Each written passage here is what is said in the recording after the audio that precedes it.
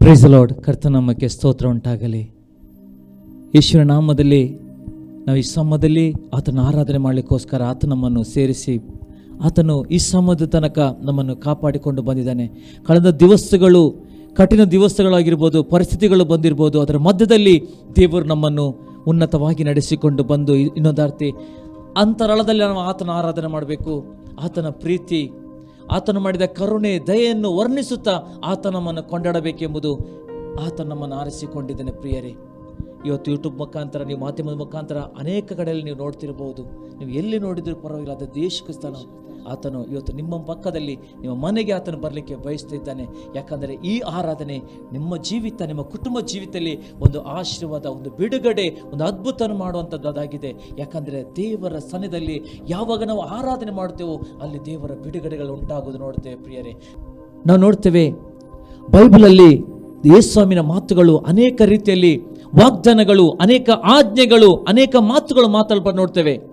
ಪ್ರಿಯರೇ, ಯಾವಾಗ ಯೇಸುವಿನ ಮಾತನ್ನು ಆತನು ನಂಬಿದನೋ ಆಗಲೇ ಆ ಆಳು ಗುಣವಾದದ್ದು ನೋಡ್ತೇವೆ. ಪ್ರಿಯರೇ, ಒಂದು ಸಲ ಯೇಸು ಕ್ರಿಸ್ತನು ನಾವು ನೋಡ್ತೇವೆ ಯಾಯಿರನ ಮನೆಗೆ ಹೊರಡ್ತಿರುವಾಗ 12 ವರ್ಷದಿಂದ ರಕ್ತಕುಸುಮ ಸ್ತ್ರೀಯು ಆ ಯೇಸುವಿನ ಉಡುಪಿನ ಗುಂಡನ್ನು ಮುಟ್ಟಿದರು ನೋಡ್ತೇವೆ.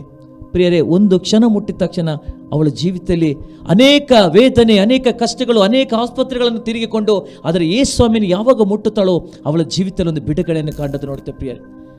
ಪ್ರಿಯರೇ, ಸಮಸ್ಯೆ ದೊಡ್ಡದಲ್ಲ, ರೋಗ ದೊಡ್ಡದಲ್ಲ, ಯಾವುದೇ ಪರಿಸ್ಥಿತಿ ದೊಡ್ಡದಲ್ಲ, ಅದಕ್ಕಿಂತಲೂ ದೊಡ್ಡದು ನಮ್ಮ ಯೇಸು ಕ್ರಿಸ್ತನಾಗಿದ್ದಾನೆ. ಆತನು ಈ ಲೋಕದ ಮೇಲೆ ಎಷ್ಟೋ ಪ್ರೀತಿಯನ್ನಿಟ್ಟು ತನ್ನ ಒಬ್ಬನೇ ಮಗನನ್ನು ಸಮರ್ಪಣೆ ಮಾಡಿಕೊಂಡು ಎಲ್ಲರನ್ನೂ ಪ್ರೀತಿ ಮಾಡಿದಂಥ ತಂದೆ ಇರುವುದಾದರೆ ಅದು ಯೇಸು ಕ್ರಿಸ್ತನೊಬ್ಬನೇ. ಯಾವಾಗ ಆತನ ಮಾತಲ್ಲಿ ನಾವು ನಂಬುತ್ತೇವೋ, ಯಾವಾಗ ಆತನ ಮಾತಿಗೆ ನಾವು ವಿಧೇಯರಾಗುತ್ತೇವೋ, ಯಾವಾಗ ಆತನ ಮಾತನ್ನು ಶ್ರದ್ಧೆಯಿಂದ ಕೇಳಿಕೊಂಡು ನಾವು ತಗ್ಗಿಸಿಕೊಳ್ಳುತ್ತೇವೋ ಆಗ ದೇವರ ಬಲ, ದೇವರ ಶಕ್ತಿ, ದೇವರ ಮಹಿಮೆಯು ಅದು ತುಂಬಲು ಪಡೆದು. ಪ್ರಿಯರೇ, ಈ ಸಮಯದಲ್ಲಿ ನಾವು ಆರಾಧನೆಗೆ ಹೋಗ್ತಿದ್ದೇವೆ. ನಾವು ನಂಬುತ್ತೇವೆ ಈ ವಾಕ್ಯವನ್ನು ಅನೇಕರು ಕೇಳಿರಬಹುದು. ಆದರೆ ಒಂದು ಕ್ಷಣ ಯೇಸುವೆ ನನ್ನ ಮನೆಗೆ ಬರಬೇಕು, ಯೇಸುವೆ ನನ್ನ ಹೃದಯದೊಳಗೆ ಬಾ, ಯೇಸುವೆ ನನ್ನ ಮನಸ್ಸಿನೊಳಗೆ ಬಾ, ಪವಿತ್ರಾತ್ಮ ನನ್ನೊಳಗೆ ಬಾ ಎಂಬುದು ನೀವು ಕರೆಯುವುದಾದರೆ ಯೇಸು ಕ್ರಿಸ್ತನು ಇವತ್ತೇ ಈ ಕ್ಷಣವೇ ನಿಮ್ಮ ಮನೆಗೆ, ನಿಮ್ಮ ಮನದೊಳಗೆ ಆತನು ಬರಲಿಕ್ಕೆ ಬಯಸ್ತಾನೆ. ಪ್ರಿಯರೇ, ಯಾಕಂದರೆ ಆತನಿದ್ದರೆ ಮಾತ್ರ ಮನೆಯು ಅದು ಒಂದು ಸಂಭ್ರಮೋತ್ಸವದಲ್ಲಿ ಒಂದು ಹರ್ಷಧ್ವನಿಯ ಹಾಗೆ ಮಾಡ್ತಾನೆ ಆ ಯೇಸು ಕ್ರಿಸ್ತನೊಬ್ಬನೇ.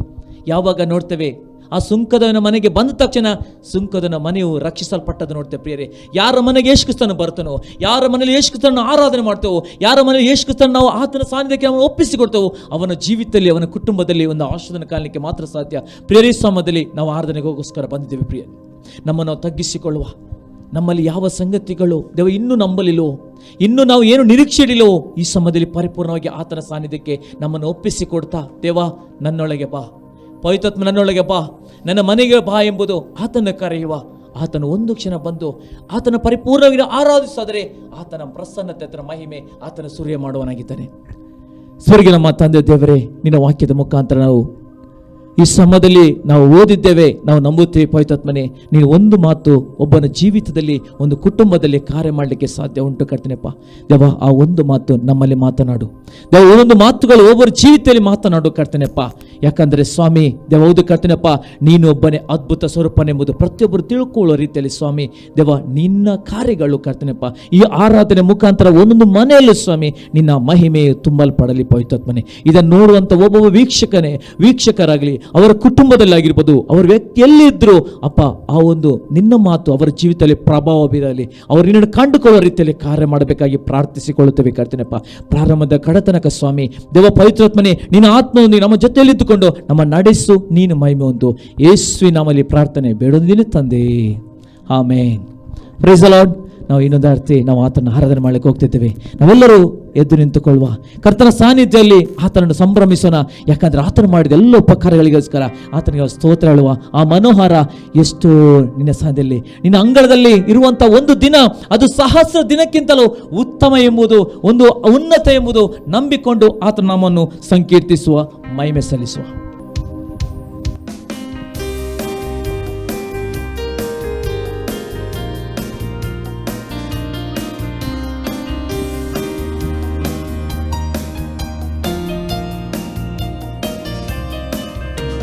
ಮನೋಹರ ಎಂದು ನಿನ್ನಾಲಯ, ಎಷ್ಟು ಆನಂದ ನಿನ್ನ ಅಂಗಳದಲ್ಲಿ. ಮನೋಹರ ಎಂದು ನಿನ್ನಾಲಯ, ಎಷ್ಟು ಆನಂದ ನಿನ್ನ ಅಂಗಳದಲ್ಲಿ. ದೇವರೇ ನಂತನು ಮನದಿಂದ ಹಲ್ಲೆಲೂಯ ಹಾಡುವೆ. ದೇವರೇ ನಂತನು ಮನದಿಂದ ಹಲ್ಲೆಲೂಯ ಹಾಡುವೆ. ಯೇಸು ಒಳ್ಳೆವ, ಎಲ್ಲರನ್ನು ಬಲ್ಲವ, ತನ್ಮಕ್ಕಳಿಗೆಂದು ಆಶ್ರಯ. ಯೇಸು ಒಳ್ಳೆವ, ಎಲ್ಲರನ್ನು ಬಲ್ಲವ, ತನ್ಮಕ್ಕಳಿಗೆಂದು ಆಶ್ರಯ. ದೇವರೇ ನಂತನು ಮನದಿಂದ ಹಲ್ಲೆಲೂಯ ಹಾಡುವೆ. ದೇವರೇ ನಂತನು ಮನದಿಂದ ಹಲ್ಲೆಲೂಯ ಹಾಡುವೆ. ನಿನ್ನ ವೇದಿಗಳ ಬಳಿಯಲ್ಲಿಯೇ ಇದ್ದು ಗುಬ್ಬಿಗೆ ಮನೆಯು ಪಾರಿವಾಳಕ್ಕೆ ಗೂಡು. ನಿನ್ನ ವೇದಿಗಳ ಬಳಿಯಲ್ಲಿಯೇ ಇದ್ದು ಗುಬ್ಬಿಗೆ ಮನೆಯು ಪಾರಿವಾಳಕ್ಕೆ ಗೂಡು. ದೊರಕಿದ ಹಾಗೆ ನನ್ನಯ ಮನವು ಹೊಂದಲು ಬಯಸುವುದು. ದೊರಕಿದ ಹಾಗೆ ನನ್ನಯ ಮನವು ಹೊಂದಲು ಬಯಸುವುದು. ಯೇಸು ಒಳ್ಳೆವ, ಎಲ್ಲರನ್ನು ಬಲ್ಲವ, ತನ್ಮಕ್ಕಳಿಗೆಂದು ಆಶ್ರಯ. ಯೇಸು ಒಳ್ಳೆವ, ಎಲ್ಲರನ್ನು ಬಲ್ಲವ, ತನ್ಮಕ್ಕಳಿಗೆಂದು ಆಶ್ರಯ. ದೇವರೇ ನಂತನು ಮನದಿಂದ ಹಲ್ಲೆಲೂಯ ಹಾಡುವೆ. ದೇವರೇ ನಂತನು ಮನದಿಂದ ಹಲ್ಲೆಲೂಯ ಹಾಡುವೆ. ನಿನ್ನ ಅಂಗಳದಲ್ಲಿ ಒಂದು ದಿನ ಬೇರೆ ಸಹಸ್ರ ದಿನಕ್ಕಿಂತ ಉತ್ತಮವು. ನಿನ್ನ ಅಂಗಳದಲ್ಲಿ ಒಂದು ದಿನ ಬೇರೆ ಸಹಸ್ರ ದಿನಕ್ಕಿಂತ ಉತ್ತಮವು. ದುಷ್ಟರ ಕೂಡಾರಗಳಲ್ಲಿ ವಾಸಿಸುವುದಕ್ಕಿಂತ ನನ್ನ ದೇವರ ಆಲಯದ ಬಾಗಿಲು ಕಾಯುವುದೇ ಲೇಸು. ಯೇಸು ಒಳ್ಳೆವ, ಎಲ್ಲರನ್ನು ಬಲ್ಲವ, ತನ್ಮಕ್ಕಳಿಗೆಂದು ಆಶ್ರಯ. ಯೇಸು ಒಳ್ಳೆವ, ಎಲ್ಲರನ್ನು ಬಲ್ಲವ, ತನ್ಮಕ್ಕಳಿಗೆಂದು ಆಶ್ರಯ. ದೇವರೇ ನಂತನು ಮನದಿಂದ ಹಲ್ಲೆಲೂಯ ಹಾಡುವೆ. ದೇವರೇ ನಂತನು ಮನದಿಂದ ಹಲ್ಲೆಲೂಯ ಹಾಡುವೆ. ನಿನ್ನ ವೇದಿಗಳ ಬಳಿಯಲ್ಲಿಯೇ ಇದ್ದು ಗುಬ್ಬಿಗೆ ಮನೆಯೋ ಪಾರಿವಾಳಕ್ಕೆ ಗೂಡು. ನಿನ್ನ ವೇದಿಗಳ ಬಳಿಯಲ್ಲಿಯೇ ಇದ್ದು ಗುಬ್ಬಿಗೆ ಮನೆಯೋ ಪಾರಿವಾಳಕ್ಕೆ ಗೂಡು. ದೊರಕಿದ ಹಾಗೆ ನನ್ನಯ ಮನವು ಹೊಂದಲು ಬಯಸುವುದು. ದೊರಕಿದ ಹಾಗೆ ನನ್ನಯ ಮನವು ಹೊಂದಲು ಬಯಸುವುದು. ಯೇಸು ಒಳ್ಳೆವ, ಎಲ್ಲರನ್ನು ಬಲ್ಲವ, ತನ್ಮಕ್ಕಳಿಗೆಂದು ಆಶ್ರಯ. ಯೇಸು ಒಳ್ಳೆವ, ಎಲ್ಲರನ್ನು ಬಲ್ಲವ, ತನ್ಮಕ್ಕಳಿಗೆಂದು ಆಶ್ರಯ. ದೇವರೇ ನಂತನು ಮನದಿಂದ ಹಲ್ಲೆಲೂಯ ಹಾಡುವೆ. ದೇವರೇ ನಂತನು ಮನದಿಂದ ಹಲ್ಲೆಲೂಯ ಹಾಡುವೆ. ದೇವರೇ ನಂತನು ಮನದಿಂದ ಹಲ್ಲೆಲೂಯ ಹಾಡುವೆ. ದೇವರೇ ನಂತನು ಮನದಿಂದ ಹಲ್ಲೆಲೂಯ ಹಾಡುವೆ. ದೇವರೇ ನಂತನು ಮನದಿಂದ ಹಲ್ಲೆಲೂಯ ಹಾಡುವೆ. ದೇವರೇ ನಂತನು ಮನದಿಂದ ಹಲ್ಲೆಲೂಯ ಹಾಡುವೆ. ಯೇಸುವೇ, ಆ ಮನೋಹರ ನಿನ್ನ ಅಂಗಳದಲ್ಲಿ, ಹೌದು ಸ್ವಾಮಿ, ನಾವು ನಿನ್ನ ಅಂಗಳದಲ್ಲಿ ಸೇರಬೇಕೆಂಬುದು ಹಂಬಲಿಸುತ್ತದೆ.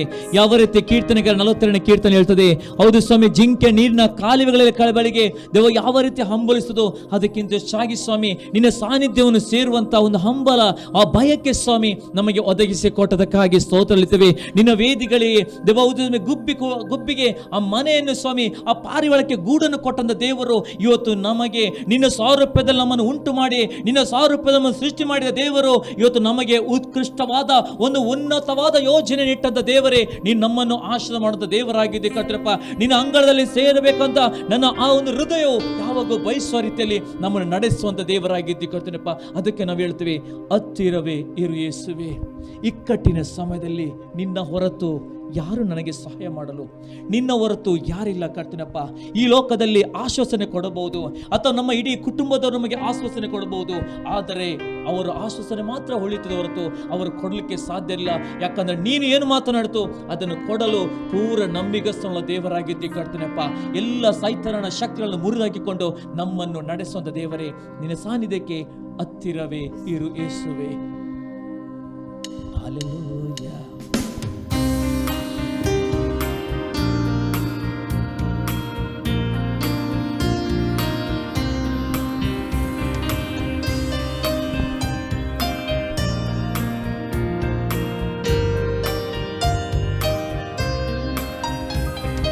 ಹತ್ತಿರವೇ ಇರು ಯೇಸುವೇ,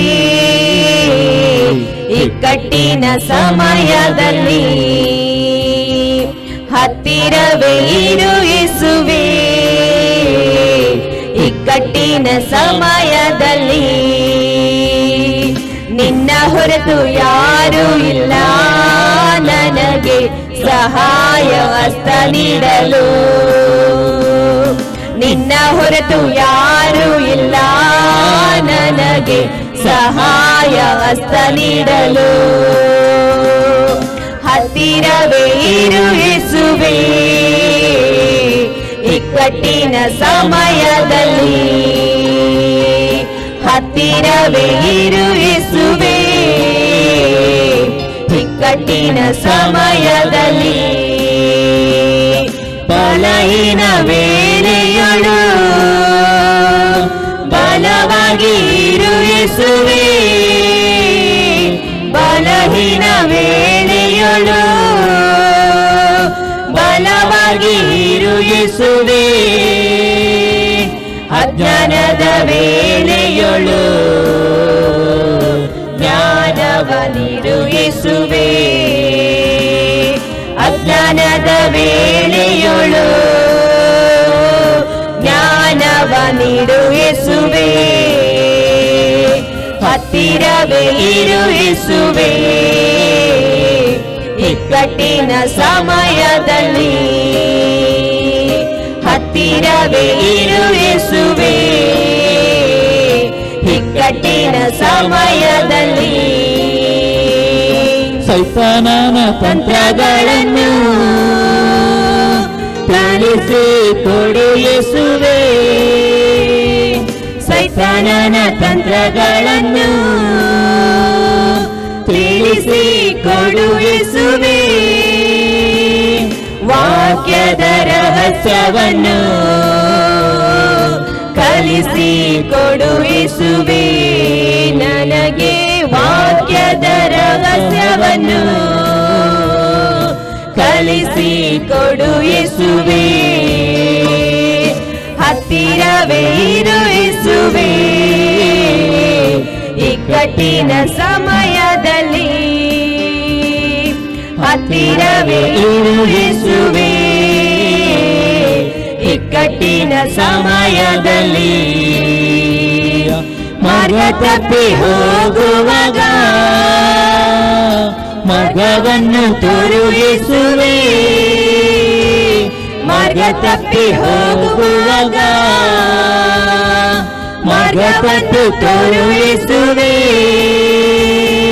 ಸ್ವರ್ಗದಲ್ಲಿ ಒಂದು ಸ್ಥಳವ ನನಗೆ ನೀಡು ಯೇಸುವೇ, ಸ್ವರ್ಗದಲ್ಲಿ ಒಂದು ಸ್ಥಳವ ನನಗೆ ನೀಡು ಯೇಸುವೇ. ಹತ್ತಿರವೇ ಇರು ಯೇಸುವೇ, ಇಕ್ಕಟ್ಟಿನ ಸಮಯದಲ್ಲಿ. ಹತ್ತಿರವೇ ಇರು ಯೇಸುವೇ, ಇಕ್ಕಟ್ಟಿನ ಸಮಯದಲ್ಲಿ. ಬಲಹೀನ ವೇಳೆಯೊಳು ಬಲವಾಗಿ ಇರು ಯೇಸುವೇ, ಬಲಹೀನ ವೇಳೆಯಳು ಬಲವಾಗಿ ಇರು ಯೇಸುವೇ, ಅಜ್ಞಾನದ ವೇಳೆಯಳು ಜ್ಞಾನವ ನೀಡು ಯೇಸುವೇ, ಅಜ್ಞಾನದ ವೇಳೆಯಳು ಜ್ಞಾನವ ನೀಡು ಯೇಸುವೇ, ಹತ್ತಿರವೇ ಇರು ಯೇಸುವೇ, ಇಕ್ಕಟ್ಟಿನ ಸಮಯದಲ್ಲಿ ಹತ್ತಿರವೇ ಇರು ಯೇಸುವೇ, ಇಕ್ಕಟ್ಟಿನ ಸಮಯದಲ್ಲಿ ಮಾರ್ಗ ತಪ್ಪಿ ಹೋಗುವಾಗ ಮಾರ್ಗವನ್ನು ತೋರು ಯೇಸುವೇ, ಮಾರ್ಗ ತಪ್ಪಿ ಹೋಗುವಾಗ ಮಾರ್ಗವನ್ನು ತೋರು ಯೇಸುವೇ, ಸ್ವರ್ಗದಲ್ಲಿ ಒಂದು ಸ್ಥಳವ ನನಗೆ ನೀಡು ಯೇಸುವೇ, ಸ್ವರ್ಗದಲ್ಲಿ ಒಂದು ಸ್ಥಳವ ನನಗೆ ನೀಡು ಯೇಸುವೇ, ಹತ್ತಿರವೇ ಇರು ಯೇಸುವೇ, ಇಕ್ಕಟ್ಟಿನ ಸಮಯದಲ್ಲಿ ಹತ್ತಿರವೇ ಇರು ಯೇಸುವೇ, ಇಕ್ಕಟ್ಟಿನ ಸಮಯದಲ್ಲಿ ನಿನ್ನ ಹೊರತು ಯಾರೂ ಇಲ್ಲ ನನಗೆ ಸಹಾಯ ಹಸ್ತ ನೀಡಲು, ನಿನ್ನ ಹೊರತು ಯಾರೂ ಇಲ್ಲ ನನಗೆ ಸಹಾಯ ಹಸ್ತ ನೀಡಲು, ಹತ್ತಿರವೇ ಇರು ಯೇಸುವೇ. ಹೌದು ಕರ್ತನಪ್ಪ, ನಮ್ಮ ಹತ್ತಿರ ಇರುವಂತ ನಮ್ಮನ್ನ ಹತ್ತಿರ ನಡೆಸುವಂತ ದೇವರಾಗಿದೆ ಕರ್ತನಪ್ಪ ರಾಜ. ನಿನ್ನ ಹೊರತು ಯಾರು ಇಲ್ಲ ಕರ್ತನಪ್ಪ, ಈ ಭೂಲೋಕದಲ್ಲಿ ಯಾರು ನಿನ್ನಾಗೆ ಪ್ರೀತಿಸೋರು ಯಾರಿಲ್ಲ, ನಿನ್ನಾಗೆ ದಯ ತೋರಿಸೋರು ಯಾರಿಲ್ಲ ಕರ್ತನಪ್ಪ. ಅಪ್ಪ, ಪ್ರತಿ ಕ್ಷಣವೂ ಸ್ವಾಮಿ ನಮ್ಮನ್ನು ಪ್ರೀತಿಸಿ ನಮ್ಮನ್ನು ನಡೆಸುವಂತ ದೇವರಾಗಿದ್ದಿ. ಬಲಹೀನ ವೇಳೆಯಲ್ಲಿ ಬಲವನ್ನು ಕೊಡುವಂತ ದೇವರು ಕರ್ತನಪ್ಪ. ದೇವ ಹಸಿವೆಯಲ್ಲಿರುವಾಗ ದೇವ ಸಮೃದ್ಧಿಯಾಗಿ ಪೋಷಿಸಿ ನಡೆಸುವಂತ ದೇವರಾಗಿದೆ ಕರ್ತನಪ್ಪ. ನಿನ್ನ ಸಾನ್ನಿಧ್ಯದಲ್ಲಿ ಒಂದು ಬಿಡುಗಡೆ, ನಿನ್ನ ಸಾನ್ನಿಧ್ಯದಲ್ಲಿ ಒಂದು ಅದ್ಭುತ ಕಾಣಲಿಕ್ಕೆ ಸಾಧ್ಯವಾಗಿದೆ ಕರ್ತನಪ್ಪ ರಾಜ. ಅದಕ್ಕೆ ನಾವು ಯಾವಾಗಲೂ ಹೇಳ್ತೇವೆ, ನಮ್ಮ ಹತ್ತಿರವಿರಬೇಕು ಸ್ವಾಮಿ. ನೀನು ಹೌದು ಕರ್ತನಪ್ಪ, ನಿನ್ನನ್ನು ಬಿಟ್ಟು ನಾವು ಏನು ಮಾಡ್ಲಿಕ್ಕೂ ಸಾಧ್ಯವಿಲ್ಲ, ನಿನ್ನನ್ನು ಬಿಟ್ಟು ನಾವು ಏನು ಅಲ್ಲಿಗೆ ಹೋಗ್ಲಿಕ್ಕೆ ಸಾಧ್ಯವಿಲ್ಲ. ಯಾಕಂದರೆ ನಮ್ಮ ತಂದೆ ನೀನಾಗಿದ್ದಿ, ನಮ್ಮನ್ನು ಸಂರಕ್ಷಿಸುವಂತ, ನಮ್ಮನ್ನು ಪೋಷಿಸುವಂತ, ನಮ್ಮನ್ನು ಕೈ ಹಿಡಿದು ನಡೆಸುವಂತ ದೇವರು ನೀನಾಗಿದ್ದಿ. ಅದಕ್ಕೆ ನಾವು ಹೇಳ್ತೀವಿ ಸಮಯದಲ್ಲಿ, ನೀ ನನ್ನ ಆಶ್ರಯ, ನನ್ನ ಕೋಟೆ, ನನ್ನ ಬಂಡೆ, ನನ್ನ ಸರ್ವಸ್ವ ನೀನಾಗಿದ್ದೆ ಎಂಬುದು. ಅಪ್ಪ, ಈ ಸಮಯದಲ್ಲಿ ಇನ್ನೊಂದಾರ್ತಿ ನಾವು ಕಣ್ಣುಗಳ ಮುಚ್ಚಿದೆ, ಕೊನೆ ಬಾರಿ ನಮ್ಮ ಜೀವಿತದಲ್ಲಿ ಪರಿಪೂರ್ಣವಾಗಿ ಒಪ್ಪಿಸಿಕೊಡ್ತಾ ಆತನ ಕರೆಯುವ. ನಾವು ಹೇಳುವ ಆತನಲ್ಲಿ, ನಾನು ಇಲ್ಲಿದ್ದೇನೆ ದೇವ, ನಾನು ಇಲ್ಲಿದ್ದೇನೆ, ನಾನು ಇಲ್ಲಿದ್ದೇನೆ ದೇವ, ನನ್ನನ್ನು ನೀನು ನನ್ನನ್ನು ನಡೆಸು, ನಿನ್ನ ಮಹಿಮೆಯಿಂದ ನಾನು ತುಂಬಿಸಿ ಎಂಬುದು ಆತನಿಗೆ ಪರಿಪೂರ್ಣವಾಗಿ ನಮ್ಮನ್ನು ಒಪ್ಪಿಸಿಕೊಡೋಣ. ಹೋಲಿ ಸ್ಪಿರಿಟ್ ಜೀಸಸ್ ಲಾರ್ಡ್, ಹಲ್ಲೆಲೂಯಾ ರಾಜ.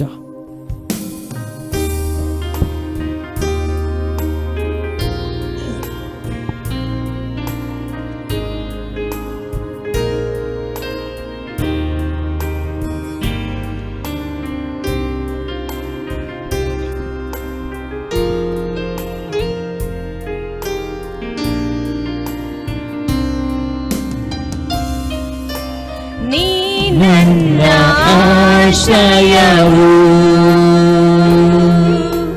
ನೀ ನನ್ನ ಕೋಟೆಯು, ನೀ ನನ್ನ ಪ್ರಾಣನಾಥ,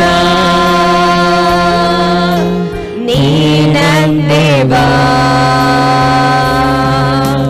ನೀ ನನ್ನ ಆಶ್ರಯವು, ನೀ ನನ್ನ ಕೋಟೆಯು, ನೀ ನನ್ನ ಪ್ರಾಣನಾಥ, ನೀ ನನ್ನ ದೇವ. ಆರಾಧಿಸುವೆ ಪೂರ್ಣ ಹೃದಯದಿಂದ, ಹರಸಿ ನಿಮ್ಮುಖ ಜೀವ ಮಾನವೆಲ್ಲ, ಸೇವೆ ಮಾಡುವೆ ನೀನೇ ಸರ್ವವೆಂದು ದಾಸಳು ನಾ. ಆರಾಧಿಸುವೆ ಪುನರುದಯದಿಂದ, ಹರಸಿ ನಿನ್ಮುಖ ಜೀವ ಮಾನವೆಲ್ಲ. ಸೇವೆ ಮಾಡುವೆ ನೀನೇ ಸರ್ವವೆಂದು ದಾಸಳು ನಾ. ದಾಸಳು ದೇವಾ, ದಾಸಳು ನಾ ದೇವಾ, ದಾಸಳು ನಾ ದೇವಾ, ದಾಸಳು ನಾ. ನನ್ನ ರಕ್ಷಕನು, ನೀ ನನ್ನ ವೈದ್ಯನು, ನೀ ನನ್ನ ಸಂತೃಪ್ತಿಯು, ನೀ ನಂದೇವಾ, ನೀ ನನ್ನ ರಕ್ಷಕನು, ನೀ ನನ್ನ ವೈದ್ಯನು, ನೀ ನನ್ನ ಸಂತೃಪ್ತಿಯು, ನೀ ನಂದೇವಾ. ಆರಾಧಿಸುವೆ ಪುನರುದಯದಿಂದ, ಹರಸಿ ನಿನ್ಮುಖ ಜೀವ ಮಾನವೆಲ್ಲ. ಸೇವೆ ಮಾಡುವೆ ನೀನೇ ಸರ್ವವೆಂದು ದಾಸಳು ನಾ. ಆರಾಧಿಸುವೆ ಪುನರುದಯದಿಂದ, ಹರಸಿ ನಿನ್ಮುಖ ಜೀವ ಮಾನವೆಲ್ಲ. ಸೇವೆ ಮಾಡುವೆ ನೀನೇ ಸರ್ವವೆಂದು ದಾಸಳು ನಾ. ದಾಸನು ನಾ ದೇವಾ, ದಾಸಳು ನಾ ದೇವಾ, ದಾಸಳು ನಾ ದೇವಾ, ದಾಸಳು ನಾ. ನೀ ನನ್ನ ಪಾಲಕನು, ನೀ ನನ್ನ ಆಶ್ವಾಸನೆ, ನೀ ನನ್ನ ಮೊಂಬಲವು, ನೀ ನಂದೇವಾ, ನೀ ನನ್ನ ಪಾಲಕನು, ನೀ ನನ್ನ ಆಶ್ವಾಸನೆ, ನೀ ನನ್ನ ಮೊಂಬಲವು, ನೀ ನಂದೇವಾ. ಆರಾಧಿಸುವೆ ಪುನರುದಯದಿಂದ, ಹರಸಿ ನಿನ್ಮುಖ ಜೀವ ಮಾನವೆಲ್ಲ. ಸೇವೆ ಮಾಡುವೆ ನೀನೇ ಸರ್ವವೆಂದು ದಾಸಳು ನಾ. ಆರಾಧಿಸುವೆ ಪುನರುದಯದಿಂದ, ಹರಸಿ ನಿನ್ಮುಖ ಜೀವ ಮಾನವೆಲ್ಲ. ಸೇವೆ ಮಾಡುವೆ ನೀನೇ ಸರ್ವವೆಂದು ದಾಸಳು ನಾ. ದಾಸನು ನಾ ದೇವಾ, ದಾಸಳು ನಾ ದೇವಾ, ದಾಸಳು ನಾ ದೇವಾ,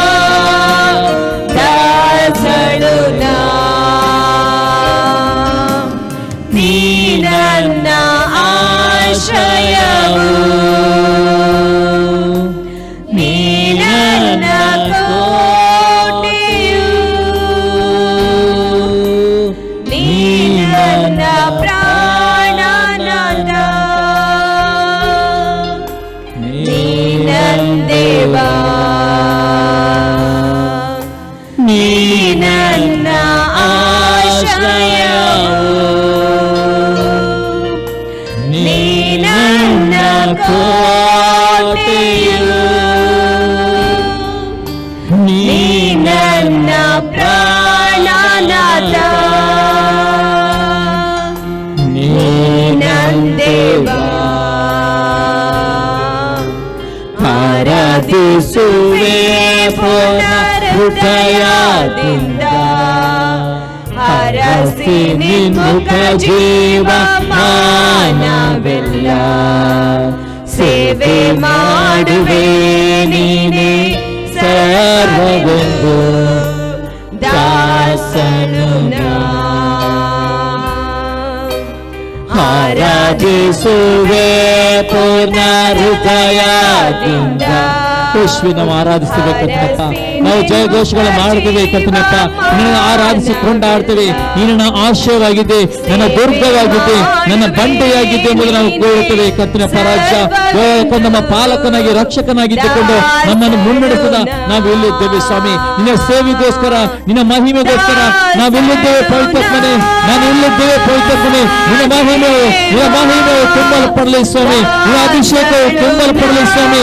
ಬೆಳಗಿನ ವಿಶೇಷ ಆರಾಧಿಸುವ ಹೊಂದಲಿ ಸ್ವಾಮಿ. ನಿನ್ನ ವಿಶೇಷ ಮೇಘ ಉಳಿದಕ್ಕಾಗಿ ನಾವು ಸ್ತೋತ್ರಲಿದ್ದೇವೆ ಪವಿತ್ರಪ್ಪನೇ. ನಿನ್ನ ಶಕ್ತಿಯನ್ನು ತುಂಬಿಸು, ನಿನ್ನ ಮಹಿಮೆಯನ್ನು ತುಂಬಿಸು. ನಿನ್ನ ಪವಿತ್ರಾತ್ಮನ ಶಕ್ತಿ ಅದು ಬಲಪಡಿಸಲಿ ಸ್ವಾಮಿ. ಆದಿ ಅಪೊಸ್ತಲರ ಕಾಲದಲ್ಲಿ ಉಳಿದಂತ ಮಹಿಮೆ ಸ್ವಾಮಿ, ಆ ಪಂಚಶತಮಾನ ದಿನದಲ್ಲಿ ಉಳಿದಂತ ಮಹಿಮೆ ಸ್ವಾಮಿ, ಇವತ್ತಿಗೆ ಮಹಿಮೆ ಉಳಿಯಲು ಸ್ವಾಮಿ. ಓ ಪ್ರತಿಯೊಂದು ಅವು ಬಂಧನಗಳು ಮುರಿಯಲ್ಪಡಲು, ಎಲ್ಲ ರೀತಿಯ ಸೈತನ ಶಕ್ತಿಗಳು ಮುರಿಯಲ್ಪಡಲು, ಎಲ್ಲ ರೀತಿಯ ಅಂಧಕಾರ ಬಲವು ಮುರಿಯಲ್ಪಡಲು ಯೇಸುವಿನ ನಾಮದಲ್ಲಿ ಒಂದು ಬಾಗಿಲುಗಳು ತೆರಲ್ಪಡಲು, ಒಂದೊಂದು ಬಾಗಿಲು ತೆರಲ್ಪಡಲಿ ಸ್ವಾಮಿ. ನಿನ್ನ ಮಹಿಮೆಯು ಸ್ವಾಮಿ ಉಳಿದಕ್ಕಾಗಿ ನಾವು ಸ್ತೋತ್ರಲಿದ್ದೇವೆ ಸ್ವಾಮಿ. ದೇವಾದಿ ಕರ್ತನಪ್ಪ, ಆ ಮೋಶ ಕಂಡಂತ ಮಹಿಮೆ, ಆ ಯೆಹೋವನ ಕಂಡಂತ ಮಹಿಮೆ ಇವತ್ತಿಗೂ ನಾವು ಕಾಣಲು ಬಯಸ್ತೇವೆ ಸ್ವಾಮಿ. ನಿನ್ನ ಸ್ಪರ್ಶತೆ ನಾವು ಹೊಂದಿಕೊಳ್ಳಿಕ್ಕೆ ಬಯಸ್ತೇವೆ ಕರ್ತನಪ್ಪ. ದೇವ, ನೀನು ಮಾಡಿದಕ್ಕಾಗಿ ಸ್ತೋತ್ರ, ನಿನ್ನ ಮಹಿಮೆ ಹೊಂದಿದಕ್ಕಾಗಿ ಸ್ತೋತ್ರ, ನಿನ್ನ ಪ್ರಸನ್ನತೆಯನ್ನು ಸುರಿತಕ್ಕಾಗಿ ಸ್ತೋತ್ರ. ಅನೇಕ ರೀತಿಯ ಕರ್ತನಪ್ಪ ಕಟ್ಟಡಗಳನ್ನು ಮುರಿದಕ್ಕಾಗಿ ಸ್ತೋತ್ರ. ಅನೇಕ ಆ ದುಷ್ಟನ ಬಲವನ್ನು ನಾಶ ಮಾಡಿದಕ್ಕಾಗಿ ಸ್ತೋತ್ರ. ಇದರ ಮುಖಾಂತರ ನೀನು ಮಹಿಮೆಂದಕ್ಕಾಗಿ ಸ್ತೋತ್ರ. ನೋಡುವಂತ ಒಂದು ಕುಟುಂಬವನ್ನು ನೀನು ಮಹಿಮೆಯಿಂದ ತುಂಬಿಸಕ್ಕಾಗಿ ಸ್ತೋತ್ರ ಸ್ವಾಮಿ. ಮುಂದಿನ ಭಾಗದಲ್ಲಿ ವಾಕ್ಯದ ಮುಖಾಂತರ ಮಾತನಾಡುವ ಸ್ವಾಮಿ, ಇನ್ನು ಅನೇಕ ಜನರು ಸ್ವಾಮಿ ಮಾನಸಾಂತರಕ್ಕೆ ಪಶ್ಚಾತ್ತಾಪಕ್ಕೆ ನಡೆಸಿಕೊಂಡು ನಿನ್ನನ್ನು ಪರಿಪೂರ್ಣ ಸ್ವೀಕರಿಸುವಂತ ರೀತಿಯಲ್ಲಿ ನೀನು ನಡೆಸಿಕೊಂಡಬೇಕಾಗಿ ಪ್ರಾರ್ಥಿಸಿಕೊಳ್ಳುತ್ತೇವೆ ಸ್ವಾಮಿ. ಇದರ ಮುಖಾಂತರ ನೀನು ಮಹಿಮೆ ಒಂದು ಯೇಸುವಿನ ನಾಮದಲ್ಲಿ ಪ್ರಾರ್ಥನೆ ಬೇಡ ಎಂದಿದ್ದೇನೆ ತಂದೆ. ಆಮೆನ್. ದೇವರ ಸ್ತೋತ್ರವಾಗಲಿ. ಈ ವಿಧ ಸಂದೇಶಕ್ಕೋಸ್ಕರ ಕಣ್ಣು ಮುಚ್ಚಿಕೊಂಡು ಪ್ರಾರ್ಥನೆ ಮಾಡೋಣ. ಪರಲೋಕದಲ್ಲಿ ತಂದೆ ದೇವರೇ, ಯೇಸು ಕ್ರಿಸ್ತನ ನಾಮದಲ್ಲಿ ನಾವು ನಿನ್ನ ಪಾದ ಸನ್ನಿಧಾನಕ್ಕೆ ನಾವು ಬರುತ್ತೇವೆ. ನಾವು ಧ್ಯಾನ ಮಾಡಿದ ಸಂದೇಶವನ್ನು ನಿನ್ನ ಪವಿತ್ರಾತ್ಮದಲ್ಲಿ ಅಭಿಷೇಕಿಸು. ಪವಿತ್ರನ ನಿನ್ನ ಸ್ವಾಗತಿಸಿ ನಮ್ಮ ಒಳ್ಳೆಯ ಬೋಧಕನಾಗಿದ್ಕೊಂಡು ಇವತ್ತಿನ ಸಂದೇಶ ಮುಖಾಂತರವಾಗಿ ನಿನ್ನ ಜನ ಸಂಗ್ರಹ ಮಾತನಾಡು ಪವಿತ್ರಾತ್ಮನೇ. ಈ ವಾಗ್ನ ಕೆಲವರ ಪ್ರತಿಯೊಂದು ಆತ್ಮಕ್ಕೆ ಇದು ಜೀವವನ್ನು, ಪ್ರೋತ್ಸಾಹವನ್ನು, ಭಕ್ತಿ ಅಭಿವೃದ್ಧಿ ಮಾಡಿ ನಾನು ಬೇಡಿಕೊಳ್ತೇನೆ ಯೇಸು ಕ್ರಿಸ್ತನ ನಾಮದಲ್ಲಿ. ಆಮೇನ್. ಇವತ್ತಿನ ಧ್ಯಾನ ಮಾಡ್ತೇವೆ ಯೋಹನನು ಬರೆದ ಮೊದಲನೇ ಪತ್ರಿಕೆ ಅದು 2ನೇ ಅಧ್ಯಾಯದಲ್ಲಿ 1 ಮತ್ತು 2ನೇ ವಾಕ್ಯ. First letter of John chapter 2 verse 1 and 2. ನನ್ನ ಪ್ರಿಯದ ಮಕ್ಕಳೇ, ನೀವು ಪಾಪ ಮಾಡದಂತೆ ಈ ಮಾತುಗಳು ನಿಮಗೆ ಬರೆಯುತ್ತೇನೆ. ಯಾವನಾದರೂ ಪಾಪ ಮಾಡಿದರೆ ತಂದೆಯ ಬಳಿಯಲ್ಲಿ ನೀತಿವಂತನಾದ ಯೇಸು ಕ್ರಿಸ್ತನೆಂಬ ಸಹಾಯಕ್ಕೂ ನಮಗಿದ್ದಾನೆ. ಆತ ನಮ್ಮ ಪಾಪಗಳನ್ನು ನಿವಾರಣೆ ಮಾಡುವ ಯಜ್ಞವಾಗಿದ್ದಾನೆ. ನಮ್ಮ ಪಾಪಗಳನ್ನು ಮಾತ್ರವಲ್ಲದೆ ಸಮಸ್ತ ಲೋಕದ ಪಾಪಗಳನ್ನು ಸಹ ನಿವಾರಣೆ ಮಾಡುತ್ತಾನೆ. ಇಲ್ಲಿ ನಾವು ಅಪೊಸ್ತಲ ಯೋಹನ ಹೇಳ್ತಾನೆ, ನನ್ನ ಪ್ರಿಯದ ಮಕ್ಕಳೇ, ನೀವು ಪಾಪ ಮಾಡಿದ ಈ ಮಾತು ನಿಮಗೆ ಬರೆಯುತ್ತೇನೆ. ಯಾಕೆ ಈ ರೀತಿ ಅಪೊಸ್ತಲ ಯೋಹನ ಹೇಳ್ತಾನೆ? ಯಾವ ರೀತಿ ನಾವು ಪಾಪ ಮಾಡದೆ ಹೇಗೆ ಜೀವಿಸುವುದು ಎಂಬುದಾಗಿ ಇದರ ಕುರಿತು ನಾವು ಧ್ಯಾನವಾಗಿ ನೋಡಪ್ರೆ. ನಾವು ಮೊದಲನೇ ಸಂಗತಿ ಪಾಪವನ್ನು ಮಾಡಬಾರ್ದು. ಯಾಕೆ ಮಾಡಬಾರ್ದು ನಾವು ನೋಡ್ತೇವೆ ಯೋಹನ ಬರೆದ ಸುವಾರ್ತೆ 5ನೇ ಅಧ್ಯಾಯದಲ್ಲಿ 5ರಿಂದ 9ನೇ ವಾಕ್ಯ ಮತ್ತು 14ನೇ ವಾಕ್ಯ. ಅಲ್ಲಿ 38 ವರ್ಷದಿಂದ ರೋಗಿಯಾಗಿದ್ದ ಒಬ್ಬ ಮನುಷ್ಯನಿದ್ದನು. ಅವನು ಬಿದ್ದಿರುವುದನ್ನು ಯೇಸು ಕಂಡು, ಇವನು ಹೀಗಾಗಿ ಬಹುಕಾಲವಾಗಿದೆ ಎಂದು ತಿಳಿದು ನಿನಗೆ ಸ್ವಸ್ಥವಾಗಲಿಕ್ಕೂ ಮನಸ್ಸುಂಟೋ ಎಂದು ಅವನನ್ನು ಕೇಳಿದಕ್ಕೆ ಆ ರೋಗಿಯು, ಸ್ವಾಮಿ, ನೀರು ಉಕ್ಕುವಾಗ ನನ್ನನ್ನು ಕೊಳದಲ್ಲಿಗೆ ಇಳಿಸುವವರು ಒಬ್ಬರೂ ಇಲ್ಲ. ನಾನು ಬರೋದರೊಳಗೆ ನನಗಿಂತ ಮುಂದಾಗಿ ಮತ್ತೊಬ್ಬನು ಇಳಿಯುತ್ತಾನೆ ಅಂದನು. ಯೇಸು ಅವನಿಗೆ, ಎದ್ದು ನಿನ್ನ ಹಾಸಿಗೆಯನ್ನು ಹೊತ್ತುಕೊಂಡು ನಡೆ ಎಂದು ಹೇಳಿದನು. ಆ ಕ್ಷಣವೇ ಆ ಮನುಷ್ಯನು ಸ್ವಸ್ಥನಾಗಿ ತನ್ನ ಹಾಸಿಗೆಯನ್ನು ಹೊತ್ತುಕೊಂಡು ನಡೆದನು. ನಾನು ನೋಡ್ತೇವೆ ಯೇಸು ಕ್ರಿಸ್ತನ ಈ ಬೆಸ್ತದ ಕೊಲದಲ್ಲಿ 38 ವರ್ಷದಿಂದ ರೋಗಿ ಬಿದ್ದ ಒಬ್ಬ ಮನುಷ್ಯನನ್ನು ಯೇಸು ಕ್ರಿಸ್ತನು ಗುಣ ಮಾಡೋದನ್ನು ನೋಡ್ತೇವೆ. ಈ ಗುಣ ಮಾಡಿದ ನಂತರ ಈ 14 ನೋಡ್ತೇವೆ, ಇದಾದ ಮೇಲೆ ಯೇಸು ಅವನನ್ನು ದೇವಾಲಯದಲ್ಲಿ ಕಂಡುಕೊಂಡು, ನಿನಗೆ ಸ್ವಸ್ಥವಾಯಿತಲ್ಲ, ಇನ್ನು ಮೇಲೆ ಪಾಪ ಮಾಡಬೇಡ, ಹೆಚ್ಚಿನ ಕೇಡು ಬಂದಿತು ಅಂದನು. ಇಲ್ಲಿ ಸ್ಪಷ್ಟವಾಗಿ ನೋಡ್ತೇವೆ. ಇಲ್ಲಿ 38 ವರ್ಷದಿಂದ ಆ ಬೆಸ್ತದ ಕೊಲದಲ್ಲಿ ಬಿದ್ದುಕೊಂಡ ರೋಗಿಯನ್ನು ಯೇಸು ಕ್ರಿಸ್ತನು ಅವನ ನಂಬಿಕೆ ನೋಡಿಕೊಂಡು ಆ ಮನುಷ್ಯನ ಗುಣ ಮಾಡುತ್ತಾನೆ. ಗುಣ ಮಾಡಿದ ಯೇಸು ಕ್ರಿಸ್ತ ಹೇಳ್ತಾನೆ, ನಿನಗೆ ಸ್ವಸ್ಥ ಆಯ್ತಲ್ಲ, ಇನ್ನು ಮೇಲೆ ಪಾಪವನ್ನು ಮಾಡಬೇಡ, ಇನ್ನು ಹೆಚ್ಚಿನ ಕೇಡು ಬಂದಿತು. ನಾವು ನೋಡ್ತೇವೆ, ಯೇಸು ಕ್ರಿಸ್ತ ಮೇಲೆ ನಂಬಿಕೆ ಇಟ್ಟವರಿಗೆ, ನೀಲಿ ಮುಳಿದಿಕೊಂಡವರಿಗೆ ದೇವರು ತನ್ನ ಕೃಪೆಯ ಮುಖಾಂತರ ನೀತಿವಂತರು ಎಂದು ದೇವರು ಅವರನ್ನು ಕರೆಯುತ್ತಾನೆ. ಅವರು ದೇವರ ಮಕ್ಕಳಾಗ್ತಾರೆ. ಯೇಸು ನಂಬಿಕೆಯ ಮುಖಾಂತರ ಎಲ್ಲ ಆಶೀರ್ವಾದಗಳು, ರೋಗ ಸೌಖ್ಯವು, ಬಿಡುಗಡೆಯು, ಎಲ್ಲ ಶಾಪಗಳಿಂದ ಬಿಡುಗಡೆ ಸಿಗ್ತದೆ.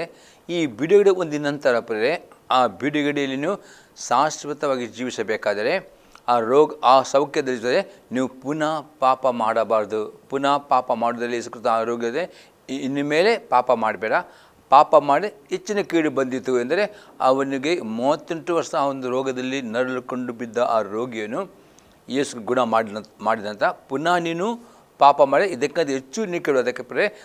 ಅದಕ್ಕೆ ಏನು ಹೇಳ್ತಾನೆ, ಪ್ರಿಯದ ಮಕ್ಕಳೇ, ನೀವು ಪಾಪ ಮಾಡಿದ ಈ ಮಾತು ಪುನಃ ನೀವು ಪಾಪ ಮಾಡಿದಂತೆ ನೀವು ದೇವರ ಹತ್ತಿರ ನೀವು ಪ್ರಾರ್ಥನೆ ಮಾಡಬೇಕು. ಆ ದೇವರು ತನ್ನ ಪವಿತ್ರ ಆತ್ಮನ ಶಕ್ತಿ ನಿಮ್ಗೆ ಕೊಡುತ್ತಾನೆ. ದೇವರ ವಾಕ್ಯನ ಓದುವವರಾಗಬೇಕು. ದೇವರ ವಾಕ್ಯ ನಿಮ್ಮ ಜ್ಞಾಪಕದಲ್ಲಿಟ್ಟುಕೊಳ್ಳಬೇಕು. ಹಾಗೆ ನೀವು ಪುನಃ ಪಾಪ ಮಾಡಿದೆ ದೇವರ ವಾಕ್ಯವಿದ್ದರೆ ನಡೆಯುತ್ತಾರೆ. ದೇವರು ನಿಮಗೆ ಪುನಃ ಪಾಪ ಮಾಡಿದೆ ದೇವರ ಆತ್ಮ ಶಕ್ತಿ ಕೊಡ್ತಾನೆ. ಮತ್ತು ಪಾಪ ಮಾಡದೆ ಪರಿಶುದ್ಧರಾಗಿ ಜೀವನ ಮಾಡಲಿಕ್ಕೆ ನೀವು ಕಲಿತುಕೊಳ್ಳಬೇಕು. ಆಗ ಪುನಃ ನಿಮಗೆ ಆ ಬಿಡುಗಡೆ ಆದ ಕಷ್ಟಗಳು ಪುನಃ ಬರದಂತೆ ನೀವು ದೇವರು ನಿಮ್ಮನ್ನು ಕಾಪಾಡುವನಾಗಿದ್ದಾನೆ. ಅದೇ ಪಾಪ ಮಾಡಿದರೆ ಪುನಃ ಕೇಡು ಬರ್ತದೆ. ಅದಕ್ಕೆ ಪಾಪ ಮಾಡದೆ ನೀವು ಎಚ್ಚರಿಕೊಳ್ಳರಾಗಬೇಕು ಎಂಬುದನ್ನು ಯೇಸು ಕ್ರಿಸ್ತನು ಆ ರೋಗಿಗೆ ಅಲ್ಲಿ ಹೇಳುತ್ತಾನೆ. ಪ್ರೇರೆ ಇನ್ನೊಂದು ಎಕ್ಸಾಂಪಲ್ ನೋಡ್ತೇವೆ. ರೋಮಾಪುರದವರಿಗೆ ಬರೆದ ಪತ್ರಿಕೆ 6ನೇ ಅಧ್ಯಾಯದಲ್ಲಿ 1 ಮತ್ತು 2ನೇ ವಾಕ್ಯ ಮತ್ತು 12ರಿಂದ 16ನೇ ವಾಕ್ಯ ತನಕ. Romans chapter 6 1 and 2. ಹಾಗಾದರೆ ಏನು ಹೇಳೋಣ? ದೇವರ ಕೃಪೆಯು ಹೆಚ್ಚಲಿ ಎಂದು ನಾವು ಪಾಪದಲ್ಲಿ ಇನ್ನೂ ಇರಬೇಕು, ಎಂದಿಗೂ ಇರಬಾರದು. ಪಾಪದ ಪಾಲಿಗೆ ಸತ್ತವರು ನಾವು ಇನ್ನು ಅದರಲ್ಲೇ ಬದುಕುವುದು ಹೇಗೆ? ಅಲ್ಲಪ್ಪ ಅತಿ ಸ್ಪಷ್ಟನೆ, ದೇವರ ಕೃಪೆಯು ಉಂಟು ಎಂಬುದಾಗಿ ದೇವರ ಕೃಪೆ ಇನ್ನೂ ಪಾಪವನ್ನು ಮಾಡಬಹುದು, ಎಂದಿಗೂ ಮಾಡಬಾರದು. ದೇವರ ಕೃಪೆಯು ಪಾಪ ಮಾಡಲಿಕ್ಕೆ ಕೊಡಲಿಲ್ಲ. ದೇವರ ಕೃಪೆಯು ಪಾಪದ ಮೇಲೆ ಜೀವನ ಕೊಟ್ಟುಬಿಟ್ಟಿದೆ. ಕೃಪೆಯನ್ನು ಪಾಪ ಮಾಡಿದ್ರೆ ಅದಕ್ಕೆ ಪಾಪಕ್ಕೆ ಶಿಕ್ಷೆ ಬರ್ತದೆ. ಅದಕ್ಕೆ ಬೇಕೆಂದು ಕೃಪೆ ಪಾಪ ಮಾಡಬಾರದು ಎಂಬುದು ಅಪ್ಪಸ್ ಮಾಡಿದೆ. ಅದಕ್ಕೆ ನಾವು 12ನೇ ವಾಕ್ಯದಿಂದ 16ನೇ ವಾಕ್ಯ ತನಕ ನೋಡುತ್ತೇವೆ. ಈಗಿರೋದ್ರಿಂದ ಸಾಹಿತ್ಯಕ ನಿಮ್ಮ ದೇಹದ ಮೇಲೆ ಪಾಪನ ಆಳಗೊಳಿಸಿ ನೀವು ದೇಹದ ದುರಾಸೆಗಳಿಗೆ ಒಳಪಡಬೇಡಿರಿ. ಇದು ಮಾತ್ರವಲ್ಲದೆ ನೀವು ನಿಮ್ಮ ಅಂಗಗಳನ್ನು ಪಾಪಕ್ಕೆ ಒಪ್ಪಿಸುವವರಾಗಿದ್ದು ದುಷ್ಟತ್ವವನ್ನು ನಡೆಸುವ ಸಾಧನಗಳಾಗ ಮಾಡಬೇಡಿರಿ. ಆದರೆ ಸತ್ತವರಿಗಿಂತ ಜೀವಿತರಾಗಲಾಗಿ ನಿಮ್ಮನ್ನು ದೇವರಿಗೆ ಒಪ್ಪಿಸಿಕೊಟ್ಟು ನಿಮ್ಮ ಅಂಗಗಳನ್ನು ನೀತಿ ಕೃತ್ಯಗಳನ್ನು ನಡೆಸುವ ಸಾಧನಗಳನ್ನಾಗಿ ಆತನಿಗೆ ಸಮರ್ಪಿಸಿರಿ. ವಾಪಸ್ ಅತಿ ಸ್ಪಷ್ಟನೆ, ನೀವು ಯೇಸು ನಂಬಿಕಿಟ್ಟವರು ನೀಡು ಮುಡಿತಿ ತಂದುಕೊಂಡು ಪ್ರತಿದಿನ ನಿಮ್ಮ ಪ್ರಾರ್ಥನೆ ಮುಖಾಂತರ ನಿಮ್ಮ ಶರೀರದ ಅಂಗಾಂಗಗಳನ್ನು ನೀತಿಯ ಕೃತ್ಯಗಳನ್ನು ಮಾಡುವ ಸಾಧನಗಳು ಆತನಿಗೆ ಒಪ್ಪಿಸಿಕೊಡಬೇಕು, ಸಮರ್ಪಣೆ ಮಾಡಿಕೊಡಬೇಕು ಎಂಬುದೇ ಅಪ್ಪಸ್ ಪೌಲನು ಅತಿ ಸ್ಪಷ್ಟ ಹೇಳ್ತಾರೆ. ಯಾಕೆಂದರೆ ಅದನ್ನು ಪಾಪ ನಿಮ್ಮ ಮೇಲೆ ಅಧಿಕಾರ ನಡೆಸ. ಯಾಕಂದರೆ ಆವಾಗ ಪಾಪ ನಿಮ್ಮ ಮೇಲೆ ಅಧಿಕಾರ ನಡೆಸ್ತಾನೆ. ಪಾಪಕ್ಕೆ ನೀವು ಅಧಿಕಾರ ಕೊಟ್ಟರೆ ಸೈತಾನ ನಿಮ್ಮ ಮೇಲೆ ಅಧಿಕಾರ ನಡೆಸ್ತಾನೆ. ಮತ್ತು ಸೈತಾನ ಬಂದು ನಿಮ್ಮ ಆಶೀರ್ವಾದವನ್ನು, ನಿಮ್ಮ ಆರೋಗ್ಯವನ್ನು, ನಿಮ್ಮ ಸಮಾಧಾನವನ್ನು, ನಿಮ್ಮ ಹಣವನ್ನು ಕದ್ದುಕೊಂಡು ಹೋಗ್ತಾನೆ. ಕಲ್ಲನ್ನು ಆಗಿದ್ದಾನೆ. ಆ ಕಲ್ಲನ್ನು ನಿಮಗೆ ದೊಡ್ಡ ಆಶೆ ಕದ್ದುಕೊಂಡು ಹೋದಾಗೆ ಪಾಪಕ್ಕೆ ನಿಮ್ಮ ಮೇಲೆ ಅಧಿಕಾರ ಕೊಡಬಾರದು ಎಂಬುದಾಗಿ ಅಪ್ಪ ಮಾಡ್ತಾನೆ. ಯಾಕಂದರೆ ನೀವು ಧರ್ಮಶಾಸ್ತ್ರದಿಂದ ಕೃಪೆಗೆ ಅಧೀನರಾಗಿದ್ದರೆ, ದೇವರ ವಾಕ್ಯಕ್ಕೆ ಅಧೀನರಾಗಿಕೊಂಡು ನಡೆದರೆ ಮಾತ್ರವೇ ಪಾಪಕ್ಕೆ ನಿಮ್ಮ ಮೇಲೆ ಅಧಿಕಾರ ಸಿಗುವುದಿಲ್ಲ, ಸೈತಾನಿಗೆ ಅಧಿಕಾರ ಸಿಗುವುದಿಲ್ಲ. ಅದೇ ದೇವರ ಕೃಪೆ ಪಾಪ ಮಾಡುವುದರೆ ಪಾಪ ನಿಮ್ಮ ಮೇಲೆ ಅಧಿಕಾರ ನಡೆದಿದೆ. ಆಗ ಸೈತಾನ ಮೇಲೆ ಅದಕ್ಕೆ ನೀವು ಎಚ್ಚರಿಕೆ ಇರಬೇಕು. ಅದಕ್ಕೆ ಅಪೊಸ್ತಲ ಯೋನ ಹೇಳ್ತಾನೆ, ಮಕ್ಕಳು ನೀವು ಪಾಪ ಮಾಡದಂತೆ ಈ ಮಾತು ಬರೀತೇನೆ. ಅದಕ್ಕೆ ಆತನು ಅಲ್ಲಿ ಹೇಳುತ್ತಾನೆ. 15ನೇ ವಾಕ್ಯ ನೋಡುತ್ತೇವೆ. ಹಾಗಾದರೇನು ನಾವು ಧರ್ಮಶಾಸ್ತ್ರದಿಂದಲ್ಲ ಕೃಪಾದಿಂದಾಗಿದ್ದ ಪಾಪನ ಮಾಡಬಹುದು, ಎಂದಿಗೂ ಮಾಡೋದು ಕೃಪೆ ಉಂಟು ಎಂಬುದೇ ಪಾಪ ಮಾಡಬಾರದು. ಯಾಕೆಂದರೆ 16ನೇ ವಾಕ್ಯ, ನೀವು ಯಾವನಿಗೆ ದಾಸರಂತೆ ವಿಧೇಯರಾಗುತ್ತೇವೆಂದು ನಿಮ್ಮನ್ನು ಒಪ್ಪಿಸಿಕೊಡುತ್ತೀರೋ ಆ ಯಜಮಾನಿಗೆ ದಾಸರಾಗಿ ಇರುವೆಂದು ನಿಮಗೆ ಗೊತ್ತಿಲ್ಲವೋ? ಪಾಪಕ್ಕೆ ದಾಸರಾದರೆ ಮರಣವೇ ಫಲ, ನಂಬಿಕೆ ಎಂಬ ವಿಧೇಯತೆ ದಾಸರಾದರೆ ನೀತಿಯೇ ಫಲ. ಇಲ್ಲಪ್ಪ ಸ್ಪಷ್ಟ ಹೇಳ್ತಾನೆ, ನೀವು ಯಾರಿಗೆ ನೀವು ನಿಮ್ಮನ್ನು ಒಪ್ಪಿಸಿಕೊಳ್ಳೋ ಅವರಿಗೆ ನೀವು ದಾಸರಾಗ್ತೀವಿ. ಪಾಪಕ್ಕೆ ಒಪ್ಪಿಸಿಕೊಳ್ಳಿದರೆ ಪಾಪವು ನಿಮ್ಮ ಮೇಲೆ ದೊರೆತನ ಮಾಡ್ತದೆ, ಮತ್ತು ಪಾಪಕ್ಕೆ ದಾಸರಾದರೆ ನಿಮಗೆ ಆತ್ಮೀಯತೆ, ಮರಣ, ನಿರಾಶೆ, ಜಿಗುಪ್ಸೆ, ಕಷ್ಟಗಳು, ಸಂಕಟಗಳು ಬರ್ತವೆ. ಆದರೆ ನಂಬಿಕೆ ಎಂಬ ವಿಧೇಯತ್ವಕ್ಕೆ ದಾಸರಾಗಬೇಕು. ನಂಬಿಕೆ ದಾಸರಾದರೆ ಮಾತ್ರ ನೀವು ನೀತಿವಂತರಾಗ್ತೀರಿ. ನೀತಿವಂತಿಕೆಲ್ಲ ಆಶೀರ್ವಾದವು, ನೀತಿವಂತಿಕೆ ಫಲವು ನಿಮಗೆ ಸಿಗ್ತದೆ ಎಂಬುದು ಅಪೊಸ್ತಲನು ಹೇಳ್ತಾ ಆಗದೆ. ಪ್ರೇರೆ, ನೀವು ಪುನಃ ಪಾಪ ಮಾಡದಂತೆ ಅದಕ್ಕೆ ಹೇಳ್ತಾನೆ, ನೀವು ಬರೀತಾನೆ, ನೀವು ಪ್ರಾರ್ಥನೆ ಮಾಡಿ ಬಿದ್ದವರ ಥರ ಬೇಡಬೇಕು. ದೇವ, ಪಾಪ ಮಾಡಿದಂತೆ ನಿನ್ನ ಕೃಪೆಯನ್ನು ಕೊಡು. ಯಾರ ವಾಕ್ಯ ಓದಿ ಧ್ಯಾನ ಮಾಡಿ ವಾಕ್ಯ ವಿದ್ಯರಾಗಿ ನಡೆಯಿದರೆ ಮಾತ್ರವೇ ನೀವು ಪಾಪದ ಜಯ ಹೊಂದುತ್ತೀರಿ. ಅದೇ ಪುನಃ ಪಾಪ ಮಾಡಿದ್ರೆ ಪಾಪಕ್ಕೆ ನಿಮ್ಗೆ ಶಿಕ್ಷೆ ಬರುತ್ತದೆ, ಪಾಪಕ್ಕೆ ನಿಮಗೆ ರೋಗಗಳು ಬರ್ತವೆ. ಅದಕ್ಕೋಸ್ಕರ ನೀವು ನಂಬಿಕೆ ವಿಧತೆಗೆ ದಾಸರಾಗೋದೇ ಮಾತ್ರ ನೀತಿವಂತರಾಗ್ತೀರಿ ಎಂಬುದರಲ್ಲಿ ಅಪಸ್ಮಾತಿ ಸ್ಪಷ್ಟ ಹೇಳ್ತೇನೆ. ಇನ್ನೊಂದು ಎಕ್ಸಾಂಪಲ್ ನಾವು ನೋಡ್ತೇವೆ. ರೋಮಾಪುರದ ಬರೆದ ಪತ್ರಿಕೆ 8ನೇ ಅಧ್ಯಾಯದಲ್ಲಿ 13ನೇ ವಾಕ್ಯ, ನೀವು ಶರೀರ ಭಾವವನ್ನು ಅನುಸರಿಸಿ ಬದುಕಿದರೆ ಸಾಯುವುದು ನಿಶ್ಚಯ. ನೀವು ಪವಿತ್ರಾತ್ಮನಿಂದ ದೇಹದ ದುರಾಭ್ಯಾಸ ನಾಶ ಮಾಡುವುದೇ ಜೀವಿಸುವಿರಿ. ಅತಿ ಸ್ಪಷ್ಟನೆ, ನೀವು ಶರೀರ ಭಾವದ ಪ್ರಕಾರ ನಡೆಯುತ್ತಾರೆ, ನೀವು ಆತ್ಮದಲ್ಲಿ ಸಾಯುತ್ತೀರಿ. ಆತ್ಮದಲ್ಲಿ ನಿಮ್ಮ ಕರ್ತನ ಪ್ರೀತಿಯು ತನ್ನಾಗುತ್ತೆ. ಆತ್ಮೀಯ ಜೀವಿತದಲ್ಲಿ ನೀವು ಅಭಿವೃದ್ಧಿ ಹೋಗುವುದಿಲ್ಲ, ಅದಕ್ಕೆ ಪವಿತ್ರಾತ್ಮನ ಶಕ್ತಿಯಿಂದ ದಿನಾಲೂ ನಿಮ್ಮ ಶರೀರಾದ ಸ್ವಭಾವಗಳನ್ನು ನಾಶ ಮಾಡಬೇಕು. ಆಗ ಮಾತ್ರ ಆತ್ಮಿಕ ಜೀವಿತದಲ್ಲಿ ಅಭಿವೃದ್ಧಿ ಆಗ್ತೀರಿ, ಪವಿತ್ರ ಭರಿತರಾಗ್ತೀರಿ, ಆತ್ಮಿಕ ಫಲ ತುಂಬುತ್ತೀರಿ. ಇಲ್ಲದ್ರೆ ಆತ್ಮೀಯ ಜೊತೆ ಅಭಿವೃದ್ಧಿ ಆಗದೆ ನೀವು ಆತ್ಮಲ್ಲಿ ತಣ್ಣಗಾಗ್ತೀರಿ, ನಿರಾಸರಾಗ್ತೀರಿ. ಅದಕ್ಕೆ ಅಪೊಸ್ತಲನೇ, ನೀವು ಶರೀರವಾದ ಪ್ರಕಾರ ಆತ್ಮ ಸಾಯದಂತೆ ನೀವು ಜಾಗರೂಕರಾಗಬೇಕು ಎಂಬುದು ಅಪೊಸ್ತಲನು ಇಲ್ಲಿ ಹೇಳುವನಾಗಿದ್ದಾನೆ. ಇನ್ನೊಂದು ಎಕ್ಸಾಂಪಲ್ ನೋಡ್ತೇವೆ. 1ನೇ ಕೊರಿಂಥದವರಿಗೆ ಬರೆದ ಪತ್ರಿಕೆ 15ನೇ ಅಧ್ಯಾಯದಲ್ಲಿ 34ನೇ ವಾಕ್ಯ. 1 Corinthians chapter 15 verse 34. ಇಂಥ ಅಮಲಿಂದ ಎಚ್ಚೆತ್ತು ನೀತಿವಂತರಾಗಿರಿ, ಪಾಪವನ್ನು ಬಿಟ್ಟು ಬಿಡಿರಿ. ಕೆಲವರಿಗೆ ದೇವರ ವಿಷಯದಲ್ಲಿ ಜ್ಞಾನವಿಲ್ಲ, ನಿಮಗೆ ನಾಚಿ ಹುಟ್ಟಬೇಕೆಂದು ಹೇಳ್ತೇನೆ. ಮಾತನು ಕೊರಿಂಥದವರಿಗೆ ಹೇಳ್ತಾನೆ, ಪಾಪವನ್ನು ಬಿಟ್ಟು ಬಿಡಬೇಕು. ನಾವು ಪಾಪವನ್ನು ಎಂದಿಗೂ ನೀವು ಪ್ರೀತಿ ಮಾಡಬಾರ್ದು. ಪಾಪವನ್ನು ಬಿಟ್ಟು ಬಿಡದೆ ಪಾಪದ ಅಮಲಿನಿಂದ ಇರುತ್ತೆ. ಆಗ್ತದೆ ನಾವು ಪಾಪದ ಅಮಲಿನಿಂದ ಯಾವಾಗಲೂ ಪವಿತ್ರ ಭರಿತ ಆಗಬೇಕು. ಅಪೊಸ್ತಲನ ಪೇಜ್ 5 ಅಂತೆ, ಮದ್ಯಪಾನ ಮಾಡಿ ಮತ್ತರಾಗಬೇಡ್ರಿ, ಅದಕ್ಕೆ ಬದಲಾಗಿ ಪವಿತ್ರ ಭರಿತ ಆಗಬೇಕಾದ್ರೆ ಪಾಪದ ಜೀವಿತವನ್ನು ಬಿಟ್ಟು ಬಿಡಬೇಕು ಎಂಬುದು ಅಪೊಸ್ತಲನಲ್ಲಿ ಅತಿ ಸ್ಪಷ್ಟ ಹೇಳ್ತಾನೆ. ಹಾಗೆ ಗಲಾತ್ಯದವರಿಗೆ ಬರೆದ ಪತ್ರಿಕೆ 5ನೇ ಅಧ್ಯಾಯದಲ್ಲಿ 19ರಿಂದ 21ನೇ ವಾಕ್ಯ ತನಕ, ಶರೀರ ಭಾವದ ಕರ್ಮಗಳು ಪ್ರಸಿದ್ಧವಾಗಿವೆ. ಅವೇ ಯಾವುದೆಂದರೆ ಜಾರತ್ವ, ಬಂಡುತನ, ನಾಚಿಗೇಡಿತನ, ವಿಗ್ರಹ ಆರಾಧನೆ, ಮಾಟ, ಅಗೆತನ, ಜಗಳ, ಹೊಟ್ಟೆ ಕಿಚ್ಚು, ಸಿಟ್ಟು, ಕಕ್ಷಾಭೇದ, ಭಿನ್ನಮತ, ಮತ್ಸರ, ಕುಡಿಕತನ, ದುಂದುವತನ ಇಂಥವುಗಳೇ. ಈಗಲ ವಿಷಯದಲ್ಲಿ ಇಂಥ ಕಾರ್ಯಗಳನ್ನು ನಡೆಸುವವರು ದೇವರಾಜ್ಯಕ್ಕೆ ಬಾಧ್ಯರಾಗುವುದಿಲ್ಲವೆಂದು ನಾನು ಹಿಂದೆ ಹೇಳಿದಂತೆ ಈಗಲೂ ನಿಮ್ಮನ್ನು ಎಚ್ಚರಿಸುತ್ತೇನೆ. ಅತಿ ಸ್ಪಷ್ಟವಾಗಿ ಹೇಳ್ತಾನೆ, ಯೇಸು ನಂಬಿಗಿಟ್ಟವರು ನಿಮ್ಮನ್ನು ಬೇಕೆಂದು ಈ ಎಲ್ಲ ಸರಿಯಾದ ಸ್ವಭಾವಕ್ಕೆ ದಾಸರಾಗಿ ಈ ಪಾಪವನ್ನು ನಾವು ಮಾಡುತ್ತಾವಿರುವುದರೆ, ಈ ಪಾಪಗಳ ಪಶ್ಚಾತ್ತಾಪ ಪಡೆದಿದ್ದರೆ, ಈ ಪಾಪವನ್ನು ಬಿಟ್ಟು ಬಿಡಿದರೆ ಅವರು ಪರಲೋಕ ಹೋಗುವುದೇ ಇಲ್ಲ ಎಂಬುದು ಅಪೊಸ್ತಲನು ಹೇಳ್ತಾನೆ. ಅದಕ್ಕೋಸ್ಕರ ಯೋಹನ ಹೇಳ್ತಾನೆ, ನನ್ನ ಮಕ್ಕಳೇ, ನೀವು ಪಾಪ ಮಾಡದಂತೆ ಅದನ್ನು ಯೇಸು ನಂಬಿಕೆಟ್ಟು ನಿಮ್ಮಲ್ಲಿ ದೃಷ್ಟಿಯನ್ನು ಪಾಪವನ್ನು ನಿರಂತರ ಮಾಡಬಾರ್ದು, ಪಾಪ ಜೊತೆ ಬಿಟ್ಟು ಬಿಡಬೇಕು. ಪ್ರೇರೆ, ಇನ್ನೊಂದು ಎಕ್ಸಾಂಪಲ್ ನೋಡ್ತೇವೆ. ಗಲಾತ್ಯರಿಗೆ ಬರೆದ ಪತ್ರಿಕೆ 6ನೇ ಅಧ್ಯಾಯದಲ್ಲಿ 7 ಮತ್ತು 8ನೇ ವಾಕ್ಯ. Chapter 6 verse 7 and 8 verse. ಮೋಸ ಹೋಗಬೇಡಿರಿ, ದೇವರು ತಿರಸ್ಕಾರ ಸಹಿಸುವನಲ್ಲ. ಮನುಷ್ಯನು ಏನು ಬಿತ್ತುತ್ತಾನೋ ಅದನ್ನೇ ಕೊಯ್ಯಬೇಕು. ತನ್ನ ಶರೀರ ಭಾವನ ಕುರಿತು ಬಿತ್ತುವವನು ಆ ಭಾವದಿಂದ ನಾಶನ ಕೊಯ್ಯುವನು, ಆತ್ಮ ಕುರಿತು ಬಿತ್ತುವನು ಆತ್ಮದಿಂದ ನಿತ್ಯ ಜೀವನ ಕೊಯ್ಯುವನು. ಅತಿ ಸ್ಪಷ್ಟ ಹೇಳ್ತಾನೆ, ಮೋಸ ಹೋಗಬೇಡ್ರಿ, ದೇವರು ತಿರಸ್ಕಾರ ಸಹಿಸುವನಲ್ಲ. ಏನು ಬಿತ್ತುತ್ತಾನೋ ಅದನ್ನೇ ಕೊಯ್ಯಬೇಕು. ಶರೀರ ಭಾವನ ಕುರಿತು ಬಿತ್ತುವವನು ಶರೀರ ನಾಶ ಬಂದೆ ಯೇಸು ನಂಬಿಕೆ ಇಟ್ಟಿದ್ದೀರಿ, ನಿಲ್ಲಿಸಿ ಅಂದ್ಕೊಂಡಿದ್ದೀರಿ, ಅದನ್ನು ಶರೀರ ಭಾವದ ಪ್ರಕಾರ ನಡೆಯುತ್ತೀರಿ. ಆ ಶರೀರ ಭಾವವನ್ನು ಬಿಟ್ಟು ಬಿಡಿದ್ರೆ ಅದಕ್ಕೆ ನಾಶನ ಬರ್ತದೆ ಎಂಬುದು ಅಪೊಸ್ತಲನು ಹೇಳಿದ್ದಾನೆ. ಅದು ಆತ್ಮನ ಕುರಿತು ಬಿತ್ತುವುದಂದರೆ ನೀವು ಪವಿತ್ರಾತ್ಮ ಪ್ರಕಾರ ಅನುಸರಿಸುತ್ತೀರಿ, ಪವಿತ್ರ ಪ್ರಕಾರ ನಡೆಯುವುದಾದರೆ ನಿಮಗೆ ಪವಿತ್ರಾತ್ಮ ನಿಮಗೆ ನಿತ್ಯ ಕೊಡುತ್ತಾನೆ. ಹಾಗಾದರೆ ಪ್ರಿಯರೇ, ನೀವು ಪುನಃ ಪಾಪ ಮಾಡಬಾರದು. ಪಾಪ ಅದು ಬಿಡುವುದು ಅತಿ ಅಗತ್ಯವಾಗಿದೆ ಪ್ರಿಯರೇ. ಇನ್ನೊಂದು ಎಕ್ಸಾಂಪಲ್ ನೋಡ್ತೇವೆ. ಎಫೆಸ ದೇವರ ಬರೆದ ಪತ್ರಿಕೆ 5ನೇ ಅಧ್ಯಾಯದಲ್ಲಿ 3-7 ವಾಕ್ಯ ತನಕ. ಎಫೆಸ 5:3-7. ಜಾರತ್ವ, ಯಾವ ವಿಧದ ಬಂಡುತನ, ದೈವಾಸೆ ಇವುಗಳ ಸುದ್ದಿಯಾದರೂ ನಿಮ್ಮಲ್ಲಿ ಇರಬಾರದು. ಇವುಗಳಿಗೆ ದೂರವಾಗಿರುವುದೇ ದೇವಜನರಿಗೆ ಯೋಗ್ಯವಾದದ್ದು. ಹೊಲಸು ಮಾತು, ಹುಚ್ಚು ಮಾತು, ಕುಚೋದ್ಯ ಮಾತು ಇವು ಬೇಡ, ಅಯುಕ್ತವಾಗಿವೆ. ಇವುಗಳನ್ನು ಬಿಟ್ಟು ದೇವರಿಗೆ ಉಪಕಾರಸ್ತುತಿ ಮಾಡುವುದು ಉತ್ತಮ. ಜಾರರು, ದುರಾಚಾರಿಗಳು, ವಿಗ್ರಹ ಆರಾಧಕರಂತಿರುವ ಲೋಭಿಗಳು ಇವರಲ್ಲಿ ಒಬ್ಬರಿಗಾದರೂ ಕ್ರಿಸ್ತನ ಮತ್ತು ದೇವರಾಜ್ಯದಲ್ಲಿ ಬಾಧ್ಯತೆ ಇಲ್ಲವೆಂದು ನೀವು ಚೆನ್ನಾಗಿ ಬಲ್ಲಿರಲ್ಲವೇ? ಇವರಲ್ಲಿದ್ದ ಮಾತನಾಡುವವರಿಗೆ ಕಿವಿಗೊಟ್ಟು ಮೋಸ ಹೋಗಬೇಡಿರಿ.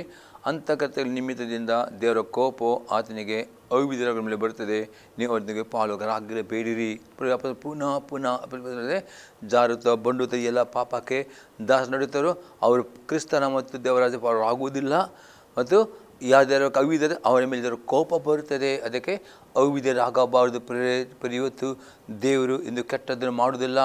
ದೇವರು ನ್ಯಾಯಸ್ವರೂಪನು, ಆತನು ಅನ್ಯಾಯ ಮಾಡುವುದಿಲ್ಲ. ಆದರೆ ನೀವು ಅವಿಧೇಯರಾಗುವುದಾದರೆ ಮಾತ್ರವೇ ದೇವರ ಕೋಪ ಬರ್ತದೆ. ಅದಕ್ಕೆ ನೀವು ಅವಿಧೇಯರಾಗಬಾರ್ದು.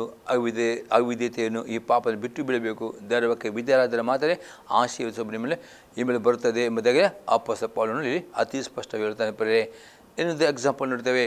ಕೊಲೊಸ್ಸೆಯವರಿಗೆ ಬರೆದ ಪತ್ರಿಕೆ 3ನೇ ಅಧ್ಯಾಯದಲ್ಲಿ 5-10 ವಾಕ್ಯ ತನಕ. ಕೊಲೊಸ್ಸೆ ಚಾಪ್ಟರ್ 3:5-10. ಆದ್ದರಿಂದ ನಿಮ್ಮಲ್ಲಿರುವ ಭೂ ಸಂಬಂಧವಾದ ಭಾವಗಳನ್ನು ಸಾಯಿಸಿರಿ. ಜಾರತ್ವ, ಬಂಡುತನ, ಕಾಮಾಭಿಲಾಷೆ, ದುರಾಸೆ, ವಿಗ್ರಹಾರಾಧನೆ, ಸಮಾವ, ಲೋಭ ಇವುಗಳನ್ನು ವಿಸರ್ಜಿಸಿ ಬಿಡಿರಿ. ಪ್ರಪೋಸ್ ಹೇಳ್ತಾನೆ, ಈ ಪಾಪವನ್ನು ಸಾಯಿಸಬೇಕು. ದೇವರ ವಾಕ್ಯದ ಮಗದನ್ನು ಸಾಯಿಸಬೇಕು ಎಂದು ಅಪೊಸ್ತಲನು ಹೇಳ್ತಾನೆ.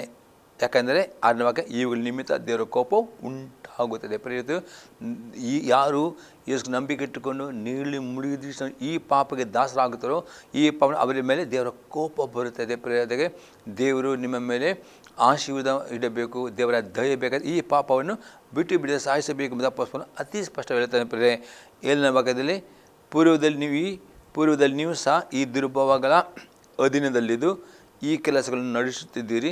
ಈಗಲಾದರೂ ಕ್ರೋಧ, ಕೋಪ, ಮತ್ಸರ, ದೂಷಣೆ, ಬಾಯಿಂದ ಹೊರಡುವ ದುರ್ಭಾಷೆ ಇವುಗಳನ್ನು ವಿಸರ್ಜಿಸಿಬಿಡಿರಿ. ಒಬ್ಬರಿಗೊಬ್ಬರು ಸುಳ್ಳಾಡಬೇಡಿರಿ. ನೀವು ಪೂರ್ವ ಸ್ವಭಾವವನ್ನು ಅದರ ಕೃತ್ಯಗಳು ಕೂಡ ತೆಗೆದಿಟ್ಟು ನೂತನ ಸ್ವಭಾವವನ್ನು ಧರಿಸಿಕೊಂಡಿದ್ದೀರಲ್ಲವೇ? ಈ ಸ್ವಭಾವವು ಅದನ್ನು ಸೃಷ್ಟಿಸಿದಾತನ ಹೋಲಿಕೆ ಮೇರೆಗೆ ದಿನೇ ದಿನೇ ನೂತನವಾಗುತ್ತಾ ಪೂರ್ಣ ಜ್ಞಾನವನ್ನು ಉಂಟು ಮಾಡುತ್ತದೆ. ಅತಿ ಸ್ಪಷ್ಟತೆ, ಯೇಸು ನಂಬಿಕೆಟ್ಟವರು ನೀರು ಮುಳಿದ ಈ ಪೂರ್ವ ಸ್ವಭಾವವನ್ನು ದಿನ ತೆಗೆದು ಬಿಡಬೇಕು. ಅದೇ ಬದಲೇ ಹೊಸ ಸ್ವಭಾವವನ್ನು ಧರಿಸಬೇಕು. ಇಲ್ಲದರೆ ದೇವರ ಕೋಪ ಬರ್ತದೆ. ಅದಕ್ಕೆ ದೇವರು ಇವತ್ತು ನಿಮಗೆ ನೀವು ಆಶೀರ್ವದಿಸಬೇಕು, ದೇವರ ದಯೆ ಹೊಂದುವವರಾಗಬೇಕು. ದೇವರ ಪವಿತ್ರಾತ್ಮ ಭರಿತರಾಗಬೇಕು, ದೇವರಿಗೋಸ್ಕರ ಉಪಯೋಗವಾಗುವವರಾಗಬೇಕು. ಹಾಗಾದರೆ ಈ ಸ್ವಭಾವವನ್ನು ಬಿಟ್ಟು ಬಿಡಬೇಕು. ಇಲ್ಲದೆ ದೇವರ ಕೋಪ ಬರ್ತದೆ, ಶಿಕ್ಷೆ ಬರ್ತದೆ. ಅದಕ್ಕೆ ಯೋನ್ ಹೇಳ್ತಾನೆ, ಪ್ರಿಯದ ಮಕ್ಕಳೇ, ನೀವು ಪಾಪ ಮಾಡಿ ಮಾತ್ರ ನಿಮಗೆ ಬರೆಯುತ್ತೇನೆ ಎಂಬುದೇ ಅದಕ್ಕೆ ಅಲ್ಲಿ ಹೇಳುತ್ತೇನೆ. ಪ್ರಿಯರೇ, ಇನ್ನೊಂದು ಎಕ್ಸಾಂಪಲ್ ನಾವು ನೋಡ್ತೇವೆ. ತೀತನಿಗೆ ಬರೆದ ಪತ್ರಿಕೆ 2ನೇ ಅಧ್ಯಾಯದಲ್ಲಿ 11-13 ವಾಕ್ಯ ತನಕ. Titus chapter 2:11-13. ಯಾಕೆಂದರೆ ಎಲ್ಲ ಮನುಷ್ಯರಿಗೆ ರಕ್ಷಣೆಯುಂಟು ಮಾಡುವ ದೇವರ ಕೃಪೆಯು ಪ್ರತ್ಯಕ್ಷವಾಯಿತು. ನಾವು ಭಕ್ತಿಹೀನತೆಯನ್ನು, ಲೋಕದ ಆಶಯಗಳನ್ನು ವಿಸರ್ಜಿಸಿ ಭಾಗ್ಯಕರವಾದ ನಿರೀಕ್ಷೆಯನ್ನು, ಅಂದರೆ ದೇವರ ಮತ್ತು ನಮ್ಮ ರಕ್ಷಕನಾದ ಯೇಸು ಕ್ರಿಸ್ತನ ಪ್ರಭಾವದ ಪ್ರತ್ಯಕ್ಷತೆಯನ್ನು ಎದುರು ನೋಡುತ್ತಾ ಈ ಲೋಕದಲ್ಲಿ ಸ್ವಚ್ಛತರಾಗಿಯೂ ನೀತಿವಂತರಾಗಿಯೂ ಭಕ್ತಿಯುಳ್ಳವರಾಗಿಯೂ ಬದುಕಬೇಕು. ಅದು ನಮಗೆ ಬೋಧಿಸ್ತದೆ. ಮಾತ್ರ ದೇವರ ಕೃಪೆಯು ಪ್ರೇರೆ ಈ ಲೋಕದ ಪ್ರತ್ಯಕ್ಷವಾಯಿತು. ದೇವರು ಈ ಲೋಕವನ್ನು ಪ್ರೀತಿ ತನ್ನ ಒಬ್ಬನೇ ಮಗನ ಕೊಟ್ಟರು.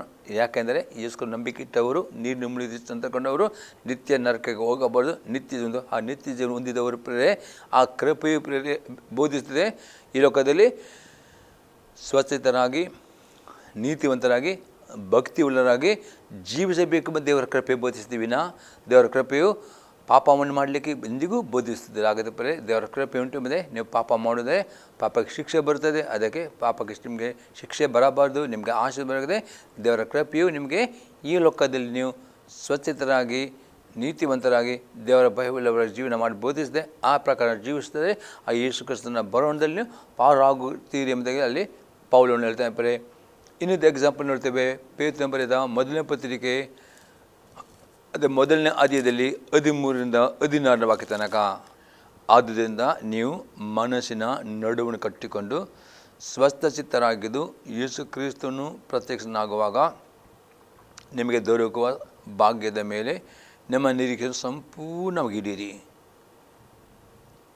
ಅತಿ ಸ್ಪಷ್ಟತೆ, ನಿಮ್ಮ ಮನಸ್ಸಿನ ನಡುವನ್ನು ಅಂದರೆ ದಿನಾಲು ನಿಮ್ಮ ಮನಸ್ಸಿನ ಆಲೋಚನೆಗಳನ್ನು ದೇವರ ವಾಕ್ಯವನ್ನು ಕಟ್ಟಲ್ಪಟ್ಟುಕೊಂಡು ಸ್ವಸ್ಥರಾಗಿ ಯೇಸು ಕ್ರಿಸ್ತನ ಮೇಲೆ ಇಟ್ಟ ನಿರೀಕ್ಷೆಯಿಂದ ನೀವು ಪ್ರತಿದಿನವೂ ಪರಿಶುದ್ಧ ಜೀವನ ಮಾಡಬೇಕು. ತಪ್ಪಿಸ್ತೇನೆ. ಯಾಕೆಂದರೆ ಅದನ್ನ ಬಗ್ಗೆ ನೀವು ಮುಂಚೆ ಅಜ್ಞಾನಿಗಳಾಗಿದ್ದಾಗ ನಿಮಗೆ ದುರಾಸೆಯನ್ನು ಅನುಸರಿಸಿ ನಡೆಯುವರಾಗಿರದೆ ನಿಮ್ಮನ್ನು ಕರೆದಾತನು ಪರಿಶುದ್ಧನಾಗಿರೋ ಪ್ರಕಾರವೇ ನೀವು ವಿಧಿಯರಿಗೆ ತಕ್ಕಂತೆ ನಿಮ್ಮೆಲ್ಲ ನಡವಳಿಕೆಯಲ್ಲಿ ಪರಿಶುದ್ಧರಾಗಿರಿ. ನಾನು ಪರಿಶುದ್ಧನಾಗಿರೋದ್ರಿಂದ ನೀವು ಪರಿಶುದ್ಧರಾಗಿರಬೇಕೆಂದು ಬರೆದದಲ್ಲ. ಪೇತ್ರ ಅತಿ ಸ್ಪಷ್ಟ ಪ್ರೇರೆ, ಯೇಸು ಕ್ರಿಸ್ತನ ನಂಬಿಕೆಟ್ಟವರು ನೀಡಿಕೊಂಡವರು ಪ್ರತಿದಿನ ನಿಮ್ಮ ಮನಸ್ಸಿನ ಆಲೋಚನೆಗಳಲ್ಲಿ ದೇವರ ವಾಕ್ಯ ತುಂಬಬೇಕು. ದೇವರ ವಾಕ್ಯದಿಂದ ನಿಮ್ಮ ಆಲೋಚನೆ ಕಟ್ಟಲ್ಪಡಬೇಕು ಮತ್ತು ನಿಮ್ಮ ಆಲೋಚನೆಯಲ್ಲಿ ನಿಮ್ಮ ಬಾಯಿ ಮಾತಲ್ಲಿ ನಿಮ್ಮ ನಡೆಸಲೇ ಪಾಪ ಮಾಡದಂತೆ ದೇವರ ವಾಕ್ಯಕ್ಕೆ ವಿಧೇಯರಾಗಿ ನಡೆಯಬೇಕು. ಯಾಕೆ ದೇವರು ಪರಿಶುದ್ಧನು, ಅದಕ್ಕೋಸ್ಕರ ದಿನದ ಪರಿಶುದ್ಧರಿಗೆ ನಡೆಯಬೇಕು ಎಂಬುದಾಗಿ ಪೇತ್ರ ಹೇಳ್ತಾನೆ. ಪ್ರಿಯರೇ, ಹಾಗಾದರೆ ಈ ಕಾರಣದಿಂದ ನೀವು ಪಾಪವನ್ನು ಮಾಡೋದು ಬಿಟ್ಟು ಬಿಡಬೇಕು ಮತ್ತು ಪಾಪವನ್ನು ಜಯ ಹೊಂದಬೇಕಾದ್ರೆ ದಿನಾಲು ಪ್ರಾರ್ಥನೆ ಮಾಡಬೇಕು. ಪ್ರಿಯರೇ, ಮತ್ತು ದೇವರ ವಾಕ್ಯಗಳನ್ನು ನೆನಪಿಕೊಂಡ್ರೆ ಪಾಪವನ್ನು ಮಾಡದಂತೆ ದಿನಾಲು ಪ್ರಾರ್ಥನೆಯನ್ನು ದೇವರ ವಾಕ್ಯಗಳನ್ನು ಓದಿ ಜ್ಞಾಪಕದಲ್ಲಿಡುವರಾಗಬೇಕು. ನಾವು ನೋಡ್ತೇವೆ ಇಬ್ರಿಯರಿಗೆ ಬರೆದ ಪತ್ರಿಕೆ 4ನೇ ಅಧ್ಯಾಯದಲ್ಲಿ 14ರಿಂದ 16 ವಾಕ್ಯ ತನಕ. Hebrews 4:14-16. ಆಕಾಶ ಮಂಡಲಗಳನ್ನು ದಾಟಿ ಹೋದ ದೇವಕುಮಾರನ ಯೇಸು ಎಂಬ ಶ್ರೇಷ್ಠ ಮಹಾಯಾಜಕನು ನಮಗಿರುವುದರಿಂದ ನಾವು ಮಾಡಿರುವ ಪ್ರತಿಜ್ಞೆಯನ್ನು ಬಿಡದೆ ಹಿಡಿಯೋಣ. ಯಾಕೆಂದರೆ ನಮಗಿರುವ ಮಹಾಯಾಜಕನು ನಮ್ಮ ನಿರ್ಮಲ ವಸ್ತುವಿನ ಕುರಿತು ಅನುತಾಪವಿಲ್ಲದವನಲ್ಲ. ಆತ ಸರ್ವ ವಿಷಯಗಳಲ್ಲಿ ನಮ್ಮ ಹಾಗೆ ಶೋಧನೆ ಗುರಿಯಾದನು, ಪಾಪ ಮಾತ್ರ ಮಾಡಲಿಲ್ಲ. ಆದ್ದರಿಂದ ನಾವು ಕರುಣೆಯನ್ನು ಹೊಂದುವಂತೆಯೂ ಆತನ ದಯೆಯಿಂದ ಸಮಯೋಚಿತವಾದ ಸಹಾಯವು ನಮಗೆ ದೊರೆಯುವಂತೆಯೂ ದೇವರ ಕೃಪಾಸನ ಮುಂದೆ ಬರೋಣ. ಪೌಲ ಅಂತಾನೆ. ಅದಕ್ಕೋಸ್ಕರ ಪ್ರಿಯರೇ, ನೀವು ಪಾಪ ಮಾಡದಂತೆ ಪಾಪದ ಬೇಕಾದರೆ ದಿನಾಲೂ ಧೈರ್ಯವಾಗಿ ಯೇಸು ಕ್ರಿಸ್ತನ ಮುಖಾಂತರ ಯೇಸು ರಕ್ತದ ಮುಖಾಂತರ ಪ್ರಾರ್ಥನೆಗೆ ದೇವರ ಸನ್ನಿಧಿಗೆ ಬರಬೇಕು. ಎಷ್ಟು ಗಂಟೆಯನ್ನು ಪ್ರಾರ್ಥನೆ ಮಾಡುತ್ತೀರೋ ಅಷ್ಟು ದೇವರು ನಿಮಗೆ ಕೃಪೆ ಕೊಡುತ್ತಾನೆ. ದೇವರ ಪವಿತ್ರಾತ್ಮನ್ನು ತುಂಬಲ್ಪಡ್ತೀರಿ. ಈ ಪವಿತ್ರಾತ್ಮನ್ನು ನಿಮಗೆ ಶಕ್ತಿ ಕೊಡುತ್ತಾನೆ ಪಾಪದ ಮೇಲೆ ಜಯ. ಅದಕ್ಕೆ ನೀವು ಪ್ರಾರ್ಥನೆ ಮಾಡುವುದು ಅತಿ ಅಗತ್ಯವಾಗಿದೆ. ಪ್ರಾರ್ಥನೆ ಮಾಡದಿದ್ದರೆ ನಿಮ್ಮ ಶರೀರದಲ್ಲಿ ಬರೀ ಬಲ ಇರುವುದಿಲ್ಲ. ಈ ಶರೀರವು ಪಾಪಕ್ಕೆ ಗುಲಾಮವಾಗಿದೆ.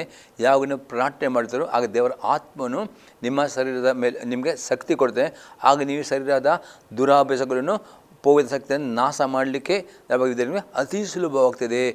ಪ್ರಾರ್ಥನೆ ಇಲ್ಲದಿದ್ದರೆ ನಿಮ್ಮ ಶರೀರವು ಬಲಗೊಳ್ಳುತ್ತದೆ, ನಿಮಗೆ ಪಾಪಕ್ಕೆ ಗುಲಾಮಾಗ್ತದೆ. ನೀವು ಪಾಪದ ಮೇಲೆ ಜಯ ಹೊಂದಬೇಕಾದರೆ ಪಾಪದ ಬಿಟ್ಟು ಬಿಡದೆ ಒಂದು ಕಂಡೀಷನ್, ದಿನಾಲು ಕ್ರಮಬದ್ಧವಾಗಿ ಪ್ರಾರ್ಥನೆ ಮಾಡುವ ದೇವರು ಆತನ ಕೃಪೆ, ಆತನ ಪವಿತ್ರ ಆತ್ಮನನ್ನು ಕೊಡುತ್ತಾನೆ. ಈ ಪವಿತ್ರ ಆತ್ಮ ಮಾತ್ರ ನಮಗೆ ಸಹಾಯಕನಾಗಿದ್ದಾನೆ. ಅದೆಲ್ಲ ದಿವಸ ಪ್ರತಿಗಳಿಗೆ ಪಾಪದ ಮೇಲೆ ಜಯ ಹೊಂದೋದಕ್ಕೆ, ಪಾಪವನ್ನು ಬಿಟ್ಟು ಬಿಡಲಿಕ್ಕೆ ವಿದ್ಯಾರ್ಥಿ ಕೃಪೆಯನ್ನು ಕೊಡುತ್ತೆ. ಅದಕ್ಕೆ ಪ್ರಾರ್ಥನೆ ಅತಿ ಅಗತ್ಯವಾಗಿದೆ. ಪ್ರಿಯರೇ, ಇನ್ನೊಂದು ಎಕ್ಸಾಂಪಲ್ ನೋಡಿದ್ರೆ ಪ್ರಾರ್ಥನೆ ಜೊತೆ ದೇವರ ವಾಕ್ಯ ಸಹ ಅತಿ ಬೇಕು. ಪ್ರಿಯ ಕೀರ್ತನೆ 119ನೇ ಕೀರ್ತನೆಯಲ್ಲಿ 11ನೇ ವಾಕ್ಯ. 119ನೇ ಕೀರ್ತನೆಯಲ್ಲಿ 11ನೇ ವಾಕ್ಯ. Psalm 119:11. ನಿನಗೆ ವಿರುದ್ಧವಾಗಿ ಪಾಪ ಮಾಡದಂತೆ ನಿನ್ನ ನುಡಿಗಳನ್ನು ನಡೆದಿಟ್ಟುಕೊಂಡಿದ್ದೇನೆ. ಪ್ರಿಯರಲ್ಲಿ, ನೀವು ಪ್ರಾರ್ಥನೆ ಮಾಡಿದ ಹಾಗೆ ದೇವರ ವಾಕ್ಯ ಸಹ ಓದಿ. 1 ಗಂಟೆ ಪ್ರಾರ್ಥನೆ ಮಾಡಿ 1 ಗಂಟೆ ವಾಕ್ಯ ಓದಿ. ಬರೀ ವಾಕ್ಯ ಸಹ ನೀವು ಓದಬೇಕು. ವಾಕ್ಯ ಓದಿಕೊಂಡು ವಾಕ್ಯದಲ್ಲಿರುವ ಆಜ್ಞೆಗಳನ್ನು ನೀವು ಜ್ಞಾಪಕದಲ್ಲಿ ಇಡಬೇಕು. ಪ್ರಿಯರೇ, ಯಾವಾಗ ದೇವರ ವಾಕ್ಯಗಳನ್ನು ಓದುತ್ತೀರೋ, ವಾಕ್ಯಗಳನ್ನು ಧ್ಯಾನ ಮಾಡ್ತೀರೋ ಮತ್ತು ಅದರಲ್ಲಿ ಕೆಲವು ಆಜ್ಞೆಗಳನ್ನು ಜ್ಞಾಪಕದಲ್ಲಿಟ್ಟುವುದರೆ ಆ ದೇವರ ವಾಕ್ಯ ನಿಮಗೆ ಪಾಪ ಮಾಡಲಿಕ್ಕೆ ಅದು ತಡೆಗಟ್ಟುತ್ತದೆ. ಅದಕ್ಕೆ ಪ್ರಾರ್ಥನೆ ಮತ್ತು ವಾಕ್ಯ ಎರಡೂ ಜೊತೆಯಲ್ಲಿ ತೆಗೆದುಕೊಳ್ಳಬೇಕು. ಆವಾಗ ಮಾತ್ರ ನೀವು ಪಾಪವನ್ನು ಮಾಡದಂತೆ ಜಯ ಹೊಂದಲಿಕ್ಕೆ ಸಾಧ್ಯವಾಗ್ತದೆ. ಇನ್ನೊಂದಕ್ಕೆ ವಾಕ್ಯ ನೋಡುವ 1ನೇ ಯೋಹನ ಪತ್ರಿಕೆ 3ನೇ ಅಧ್ಯಾಯದಲ್ಲಿ 9ನೇ ವಾಕ್ಯ. 1 John chapter 3 verse 9. ದೇವನ ಹುಟ್ಟಿದವನು ಪಾಪ ಮಾಡನು, ದೇವರ ಜೀವ ಅವನಲ್ಲಿ ನೆಲೆಗೊಂಡಿದೆ. ಅವನು ದೇವರು ಹುಟ್ಟಿದ ಕಾರಣ ಪಾಪ ಮಾಡೋನಾಗಿರಲಾರನು. ಪಲ್ಲಿ ಇವನು ಹೇಳ್ತಾನೆ, ದೇವರು ಹುಟ್ಟಿದವನು ಪಾಪ ಮಾಡನು ಅಂದರೆ ಯಾಕೆಂದರೆ ದೇವರ ಜೀವ ಎಂದರ್ಥ ಪಡೆ ದೇವರ ಜೀವ, ದೇವರ ವಾಕ್ಯವು ನಿಮ್ಮಲ್ಲಿ ಇರುವುದಾದರೆ ಅವನು ದೇವರು ಹುಟ್ಟಿದ ಕಾರಣ ಪಾಪ ಮಾಡೋನಾಗಿರಲಾರನು ಎಂದರ್ಥ. ದೇವರು ಹುಟ್ಟಿದವನು ಪಾಪ ಮಾಡಿದರೆ, ದೇವರು ಹುಟ್ಟಿದ ದೇವರ ವಾಕ್ಯ ಯಾರು ಓದುತ್ತಾರೋ, ದೇವರ ವಾಕ್ಯ ಧ್ಯಾನ ಮಾಡಬೇಕಿದ್ದರೆ ಈ ದೇವರ ವಾಕ್ಯವು ನಿಮ್ಮಲ್ಲಿ ಇರುವುದಾದರೆ, ಈ ದೇವರ ವಾಕ್ಯದಲ್ಲಿ ಜೀವ ಉಂಟು. ಈ ದೇವರ ವಾಕ್ಯ ಇದ್ದವನಿಗೆ ಪಾಪ ಮಾಡಲಿಕ್ಕೆ ಆ ವಾಕ್ಯವು ನಿಮಗೆ ಬಿಡುವುದಿಲ್ಲ. ಅದಕ್ಕೆ ದಾವೀದನೇ, ನಾನು ನಿನಗೆ ವಿರುದ್ಧ ಪಾಪ ಮಾಡಿದೆ, ನುಡಿಗಳು ಕೊಟ್ಟಿದ್ದೇನೆ. ನಿಜವಾಗಿ ದೇವರ ವಾಕ್ಯ ಯಾರು ಓದುತ್ತಿರೋ, ದೇವರ ವಾಕ್ಯದ ನಾವು ಹೊಸದಾಗಿ ಹುಟ್ಟಿದ್ದೇವೆ. ಈ ವಾಕ್ಯ ಎಂಬ ಯೇಸು ಕ್ರಿಸ್ತನು, ಈ ವಾಕ್ಯವು ಪ್ರೇರೆ ನಮಗೆ ಪಾಪ ಮಾಡಿದಂತೆ ನಮಗೆ ತಡೆಗಟ್ಟುತ್ತದೆ, ನಮಗೆ ಪಾಪ ಮಾಡಲಿ ಬಿಡುವುದಿಲ್ಲ. ಅದೇ ಯಾರು ನೀವು ವಾಕ್ಯ ಓದಿಲ್ಲ, ವಾಕ್ಯ ಧ್ಯಾನ ಮಾಡೋದಿಲ್ಲ, ವಾಕ್ಯದಿಂದ ಆಗ ಸುಲಭವಾಗಿ ಪಾಪ. ಅದಕ್ಕೆ ದಾವೀದನು ಹೇಳ್ತಾನೆ, ನಾನು ನಿನಗೆ ವಿರುದ್ಧ ಪಾಪ ಮಾಡಿದಂತೆ ನನ್ನನ್ನು ಇಟ್ಟುಕೊಂಡಿದ್ದೇನೆ. ಹಾಗೆ 1 ಯೋಹನ ಬರೆದ ಪತ್ರಿಕೆ 5ನೇ 18ನೇ ವಾಕ್ಯ ಓದೋಣಪ್ರೆ. 1 John 5 verse 18. ದೇವರು ಹುಟ್ಟಿರುವವನು ಪಾಪ ಮಾಡೋನಲ್ಲವೆಂದು ನಮಗೆ ಗೊತ್ತಿದೆ. ದೇವರು ಹುಟ್ಟಿದಾತ ಅವನನ್ನು ಕಾಪಾಡುವನು, ಕೆಡುಕೊಂಡು ಅವನು ಹಿಡಿಯುವುದಿಲ್ಲ. ಅಷ್ಟೇ ಪುನಃ ಹೇಳ್ತಾನೆ, ಯಾವುದು ಹುಟ್ಟಿದ ಅವನು ಪಾಪ ಮಾಡೋದಿಲ್ಲ. ಅದೇ ಹುಟ್ಟಿದ್ದಾನೆ ಯೇಸು ಕ್ರಿಸ್ತನು, ದೇವರ ವಾಕ್ಯವು ಯೇಸು ಕ್ರಿಸ್ತನು ಅವನು ಕಾಪಾಡಿದೆ. ಕೆಡುಕವನು ಸೈತನನ್ನು ಹಿಡಿದು. ಇದು ಯಾರಿಗೆ ಸೈತನ ಹಿಡಿಯುತ್ತಾನೆ, ಯಾರ ಮೇಲೆ ಸೈತನ ಆಕ್ರಮಣ ಮಾಡ್ತಾರೆ, ಯಾರು ಪಾಪ ಮಾಡುತ್ತಾರೋ ಆ ಪಾಪ ಮಾಡುವಾಗ ಪಾಪಕ್ಕೆ ಸೈತನಿಗೆ ನಿಮಗೆ ಮೇಲೆ ಅಧಿಕಾರ ಇದೆ. ಆಗ ಸೈತನು ಪಾಪ ಮಾಡೋನು ಅದು ಹಿಡಿದುಕೊಳ್ಳುತ್ತಾನೆ. ಪಾಪ ಮಾಡೋ ಮೇಲೆ ಅದನ್ನು ಆಕ್ರಮಣ ಮಾಡಿದಾಗ ನಿಮಗೆ ಸೈತನು ನಿಮ್ಮನ್ನು ಆಕ್ರಮಣ ಮಾಡದಂತೆ, ಸೈತನು ನಿಮ್ಮ ಮೇಲೆ ಹಿಡಿತಾ ಅಂತಕೊಳ್ಳೋದಕ್ಕೆ ನೀವು ಪಾಪವನ್ನು ಬಿಟ್ಟು ಬಿಡಬೇಕು. ಪಾಪ ಮೇಲೆ ಜಯ ಹೊಂದಬೇಕಾದ್ರೆ ದಿನಲ್ಲೂ ಪ್ರಾರ್ಥನೆ, ವಾಕ್ಯ ಓದಬೇಕು, ವಾಕ್ಯ ಧ್ಯಾನ ಮಾಡಿ, ವಾಕ್ಯ ನಿಮ್ಮಲ್ಲಿ ಜ್ಞಾಪಿಟ್ಟುಕೊಂಡ್ರೆ ಮಾತ್ರವೇ ನಿಮಗೆ ಪಾಪದ ಜಯ ಹೊಂದಲಿಕ್ಕೆ ಸಾಧ್ಯವಾಗ್ತದೆ. ಈಗ 3ನೇ ಸಂಗತಿ ನೋಡ್ತೇವೆ, ದಿನಾಲು ಪವಿತ್ರನಾತ್ಮನಿಗೆ ವಿಧೇಯರಾಗಿ ನಡೆಯುವವರು ಆಗಬೇಕು.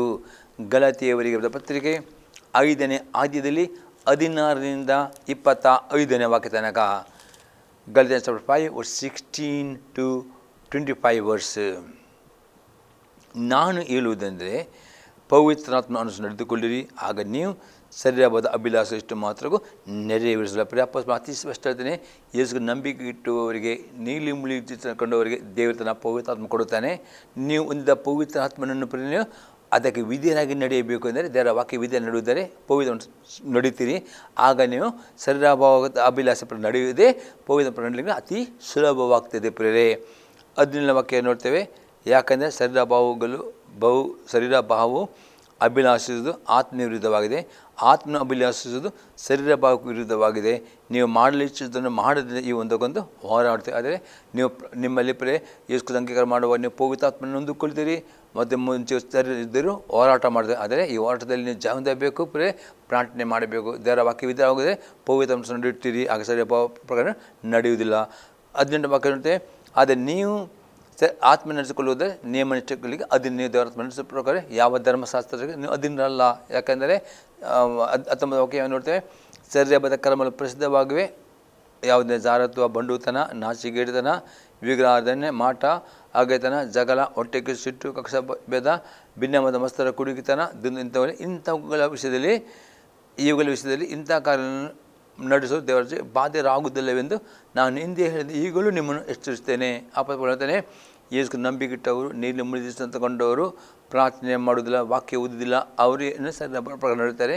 ಈ ಪ್ರಕಾರ ನಡೆಯುವರು ಪರಲೋಕ ರಾಜ್ಯ ಹೋಗುವುದೇ ಇಲ್ಲ ಎಂಬುದೇ ಕಂಡು ಹೇಳ್ತಾನೆ. ಅದಕ್ಕೆ ನೀವು ಪರಲೋಕ ರಾಜ್ಯ ಹೋಗಬೇಕಾದ್ರೆ ಪವಿತ್ರಾತ್ಮ ಪ್ರಕಾರ ಅನುಸರಿಸಿ ನಡೆಯುವುದೆಂದರೆ ದೇವರ ವಾಕ್ಯ ವಿಧಾನ ನಡೆಯುತ್ತಾರೆ. 22-23 ವಾಕ್ಯದಲ್ಲಿ 9 ಫಲಗಳು ತೋರಿ ಬರ್ತವೆ. ಅದು ಎಂದರೆ, ಆದರೆ ದೇವರಾತ್ಮ ಉಂಟಾಗುವ ಫಲವೆಂದರೆ ಪ್ರೀತಿ, ಸಂತೋಷ, ಸಮಾಧಾನ, ದೀರ್ಘಶಾಂತಿ, ದಯ, ಉಪಕಾರ, ನಂಬಿಕೆ, ಸಾಧು ಸಮಯ, ಇಂಥವುಗಳು ಯಾವ ಧರ್ಮಶಾಸ್ತ್ರವು ಕ್ಷೇಪಿಸುವುದಿಲ್ಲ. ಅತಿ ಸ್ಪಷ್ಟನೆ, ನೀವು ಪವಿತ್ರ ಪ್ರಕಾರ ನಡೆಯುವುದಾದರೆ ನೀವು ಮೇಲೆ 9 ಫಲಗಳು ತೋರಲ್ಪಡುತ್ತವೆ ಮತ್ತು ಯಾವ ಧರ್ಮಶಾಸ್ತ್ರ ನಿಮಗೆ ಅಪರಾಧಿಯನ್ನು ತೀರ್ಪು ಕೊಡುವುದಿಲ್ಲ. 24ನೇ ವಾಗ್ತದೆ, ಕ್ರಿಸ್ತ ಯೇಸುನವರು ತಮ್ಮ ಶರೀರ ಭಾವವನ್ನು ಅದರ ವಿಷಯಾಭಿಲಾಷೆ ಸ್ವೇಚ್ಛಾಭಿಲಾಷೆ ಸಹಿತ ಶಿಲುಬೆಗೆ ಹಾಕಿದವರು. ಪ್ರತಿದಿನ ನೀವು ಪ್ರಾರ್ಥನೆ ಮಾಡಿಕೊಂಡು ದೇವರ ವಾಕ್ಯ ಓದಿ ದೇವರ ವಿದ್ಯಾರಾದರೆ ನಿಮ್ಮ ಶರೀರ ಸಾವನ್ನು ದಿನಾಲು ಶಿಲುಬೆಗೆ ಹಾಕುತ್ತೀರಿ ಅದೇ ಪ್ರಾರ್ಥನೆ ನೀವು ಮಾಡೋದಿಲ್ಲ, ವಾಕ್ಯ ಓದಿಲ್ಲವಾದರೆ ಶರೀರ ಭಾವ ನಿಮ್ಮ ಮೇಲೆ ದೊರೆತನ ಮಾಡಿಕೊಂಡು ಶರೀರ ಪ್ರಕಾರ ನಡೆಯುತ್ತಾರೆ. ನೀವು ಪಶ್ಚಾತ್ತಾಪ ಪಡೆದಿದ್ದರೆ ಆ ಪಾಪವನ್ನು ಮಾಡುತ್ತೀರಿ, ಆ ಪಾಪಕ್ಕೆ ದಾಸರಾಗದೆ ಪರಲೋಕ ಹೋಗಲಿಕ್ಕೆ ಆಗುವುದಿಲ್ಲ. ಅದೇ ಪವಿತ್ರಾತ್ಮನಿಗೆ ನೀವು ವಿದ್ಯಾರ್ಥಿ ನಡೆಯುತ್ತಾರೆ, ಪವಿತ್ರ ಫಲಗಳು ನಿಮಗೆ ತೋರಿ ಬರ್ತವೆ. ಇಂಥವಲ್ಲಿ ಯಾವ ಧರ್ಮ ಆಕ್ಷೇಪಿಸ ಯಾವ ನೀವು ಅಪ್ಪಲ್ಲಿ ತೀರ್ಪು ಕೊಡೋದಿಲ್ಲ. ಅಪ್ಪಸ್ಪತಿ ಸ್ಪಷ್ಟ ಹೇಳ್ತಾನೆ. ಮತ್ತು 24 ಕ್ರಿಸ್ತ ಯೇಸುನವರು ತಮ್ಮ ಶರೀರ ಭಾವವನ್ನು ಅದರ ವಿಷಯ ಸಹಿತ ಶಿಲುಬೆ ದಿನಾಲು ಈ ರೀತಿಯೇ ಪವಿತ್ರ ನಡೆಯುತ್ತಾರೆ. ದಿನ ಸಾವನ್ನು ಕ್ರೂಜಿಗೆ ಹಾಕುತ್ತೀರಿ, ನಿರಾಕರಿಸ್ತೀರಿ. ಮತ್ತು 20ನೇ ವಾಕ್ಯ, ನಾವು ಆತ್ಮದ ಜೀವಿತದಲ್ಲಿ ಆತ್ಮನ ಅನುಸರಿಸಿ ಪ್ರತಿದಿನ ನೀವು ಆತ್ಮನಲ್ಲಿ ಜೀವಿಸಬೇಕಾದರೆ ಪವಿತ್ರ ಆತ್ಮನ ಅನುಸರಿಸಿ ನಡೆಯಬೇಕಂದರೆ ದೇವರ ವಾಕ್ಯವಿದೆ ನಡೆಯುವುದರೆ ಮಾತ್ರವೇ ನಿಮ್ಮ ಆತ್ಮನಲ್ಲಿ ಜೀವಿಸ್ತೀರಿ ಮತ್ತು ದೇವರ ಆತ್ಮ ನಡೆಯುತ್ತೀರಿ ಮತ್ತು ದೇವರ ಆತ್ಮ ಫಲಗಳು ನಿಮಗೆ ತೋರಿ ಬರ್ತದೆ. ಇಂಥವರಿಗೆ ಮೇಲೆ ಯಾವ ಧರ್ಮಶಾಸ್ತ್ರರು ತೀರ್ಪು ಕೊಡುವುದಿಲ್ಲ. ಮತ್ತು ಈ ರೀತಿ ನೀವು ಜೀವಿಸಬೇಕೆಂಬುದಾಗಿ ಅಪ್ಪಸ್ತಲ ಹೇಳ್ತಾನೆ, ಪ್ರಿಯದ ಮಕ್ಕಳೇ, ನೀವು ಪಾಪ ಮಾಡಿದ್ರೆ ಈ ಮಾತು ಬರೆದರೆ ನೀವು ಪಾಪ ಮಾಡಿದರೆ ಪ್ರಾರ್ಥನೆ ಮಾಡಬೇಕು. ಆಗ ಯೇಸು ಕ್ರಿಸ್ತನು ನಿಮಗೋಸ್ಕರ ತಂದೆ ಬೇಡುತ್ತಾನೆ. ಆ ಪಾಪ ಶಿಕ್ಷೆ ಬರದಾಗೆ ದೇವರು ನಿಮ್ಮನ್ನು ಯೇಸು ಕ್ರಿಸ್ತನ ತಡೆಗಟ್ಟಿದ್ದಾರೆ ಮತ್ತು ಪಾಪ ಜಯವಂತಿಗೆ ನಿಮಗೆ ದೇವರ ಆತ್ಮನ ಶಕ್ತಿ ಕೊಡ್ತಾನೆ. ಆ ದೇವರ ಶಕ್ತಿಯಿಂದ ಪ್ರೇರೆ ನೀವು ಪಾಪವನ್ನು ನಿರಾಕರಿಸಿ ಜೀವಿಸುತ್ತಾರೆ. ನೀವು ಪರಲೋಕಕ್ಕೆ ನೀವು ಆ ರ್ಯಾಪ್ಚರ್ನಲ್ಲಿ ಪಾಲುರಾಗುತ್ತೀರಿ ಮತ್ತು ದೇವರ ವಾಗ್ದಾನ ಮಾಡಿದ ಆಶೀರ್ವಾದವನ್ನು ಹೊಂದುತ್ತೀರಿ, ಪ್ರಾರ್ಥನೆ ಉತ್ತರ ಹೊಂದುತ್ತೀರಿ. ನಿಮ್ಮೆಲ್ಲ ಕಷ್ಟಗಳನ್ನು ನಿಮಗೆ ಬಿಡುಗಡೆ ಸಿಗ್ತದೆ. ಪ್ರೇರೆ ದೇವರ ನಾಮಕ್ಕೆ ಸ್ತೋತ್ರ. ಈ ಸಂದೇಶವು ಉತ್ತೀರ್ಣವಾಗುತ್ತಾರೆ. ನಿಮ್ಮ ಅಭಿಪ್ರಾಯವನ್ನು ತಿಳಿಸಿರಿ. ಪ್ರಾರ್ಥನೆ ಮಾಡೋಣ. ಪರಲೋಕದ ತಂದೆ ದೇವರೇ, ಯೇಸು ಕ್ರಿಸ್ತನ ನಾಮದಲ್ಲಿ ಈ ಸಲ ಪ್ರತಿವೀಕ್ಷಣೆ ಒಪ್ಪಿಸ್ಕೊಳ್ತೇನೆ. ಈ ವಾಕ್ಯದ ಪ್ರಕಾರ ಪ್ರತಿಯೊಬ್ಬರಿಗೆ ಪರಿಶುದ್ಧರಾಗಿ ನೀತಿವಂತರಾಗಿ ಪಾಪದ ಜೀವನಕ್ಕೆ ಕೃಪೆಯನ್ನು ದಯಪಾಲಿಸಿದೆವ. ಪ್ರತಿಯೊಬ್ಬ ತಮ್ಮ ಪಾಪ ಬಿಟ್ಟು ಬಿಡುವ ಹಾಗೆ ಜಯಬರ ಜೀವಿತ ಹೊಂದಿಕೊಂಡು ನೀನು ವಾಗ್ದಾನ ಎಲ್ಲ ಆಶೀರ್ವಾದಗಳನ್ನು ಬಿಡುಗಡೆ ಹೊಂದಿಕೊಳ್ಳುವ ಹಾಗೆ ಪ್ರತಿಯೊಬ್ಬರು ಕೃಪೆಯನ್ನು ಕೊಡಬೇಕು. ಇದರ ಪ್ರತಿಯೊಬ್ಬರಿನ ಆಶೀರ್ವಾದ ನಾನು ಬೇಡುತ್ತೇನೆ ಯೇಸು ಕ್ರಿಸ್ತನ ನಾಮದಲ್ಲಿ, ಆಮೇನ್. ಅಂತ್ಯಾಜಿ ಬೆಳಕೊಳ್ಳುವ ತಂದೆಯವರ ಪ್ರೀತಿಯು, ಯೇಸು ಕ್ರಿಸ್ತನ ಕೃಪೆಯು, ಪವಿತ್ರ ಅನ್ಯೋನ್ಯತೆಯು ಸದಾ ಕಾಲು ಈ ಸಂದೇಶಗಳ ಪ್ರತಿಯೊಬ್ಬರ ಸಂಘದಲ್ಲಿ. ಆಮೇನ್. Praise the lord. ದೇವರು ನಿಮ್ಮನ್ನು ಆಶೀರ್ವಾದ ಮಾಡಲಿ.